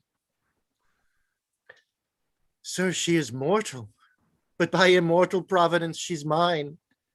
I chose her when I could not ask my father for his advice, nor thought I had one.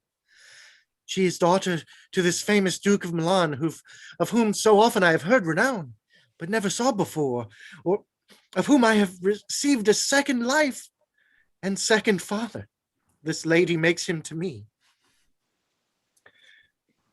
I am hers, but oh, how oddly will it sound that I must ask my child forgiveness. There, sir, stop. Let us not burden our remembrances with a heaviness that's gone. I have inly wept, or should have spoke ere this.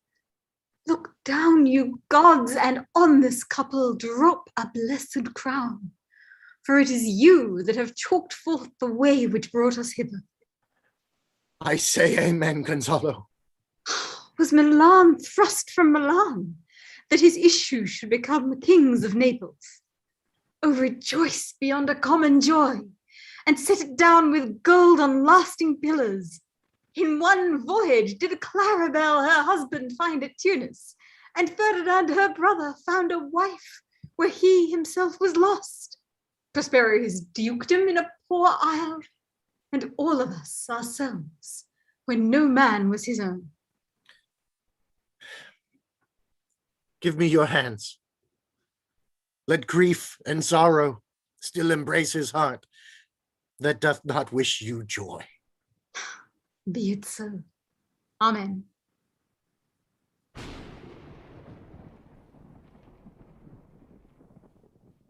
Oh, look, sir. Here is more of us. I prophesied if a gallows were on land, this fellow could not drown. Now blasphemy that swears at grace or board, not an oath on shore. Hast thou no mouth by land? What is the news? Best news is that we have safely found our king and company. The next, our ship, which but 3 glasses since we gave our split, is tight and and bravely rigged as when we first put out to sea. Sir, all this service have I done since I went.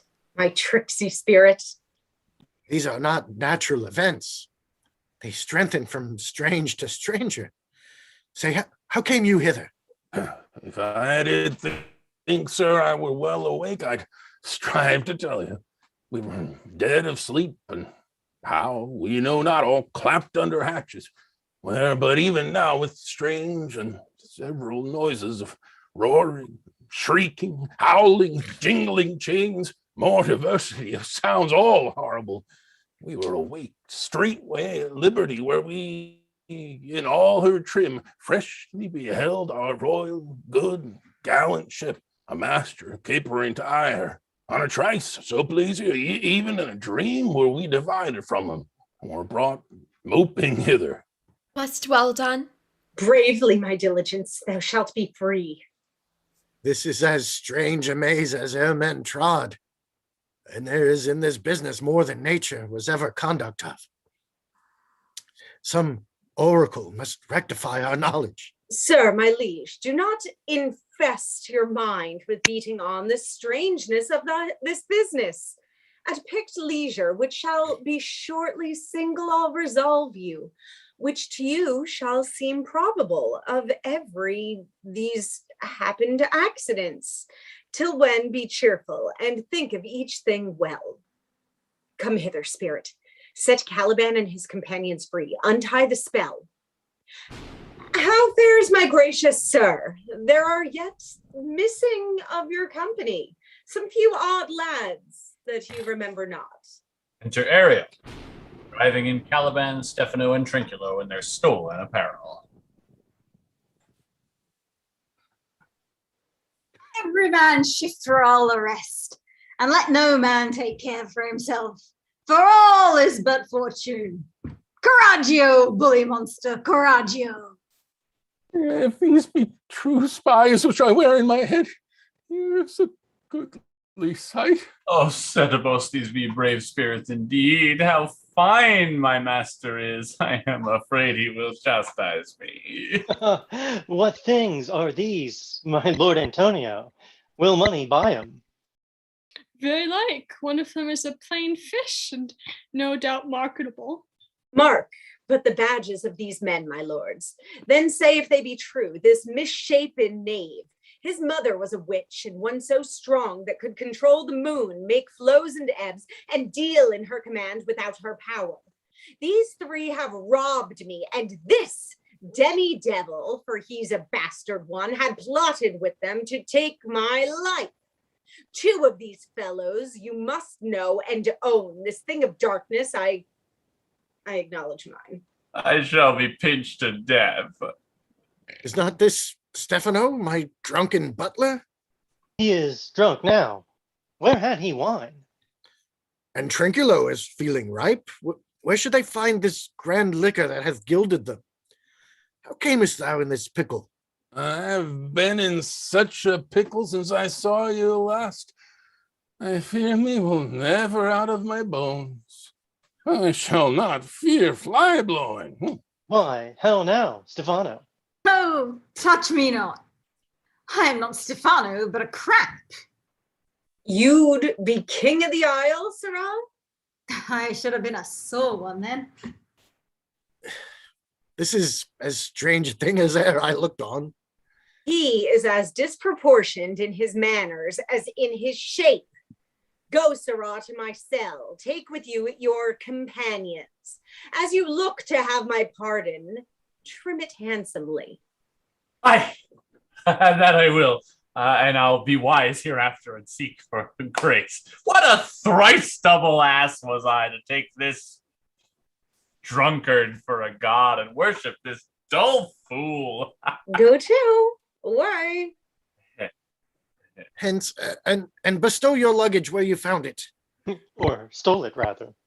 Sir, Stefano and Trinculo. I invite your highness and your train to my poor cell, where you shall take your rest for this one night, which part of it I'll waste with such discourse as I not doubt shall make it go quick away, the story of my life, and the particular accidents gone by since I came to this isle. And in the morn I'll bring you to your ship, and so to Naples, where I have hoped to see the nuptial of these our dear beloved solemnized.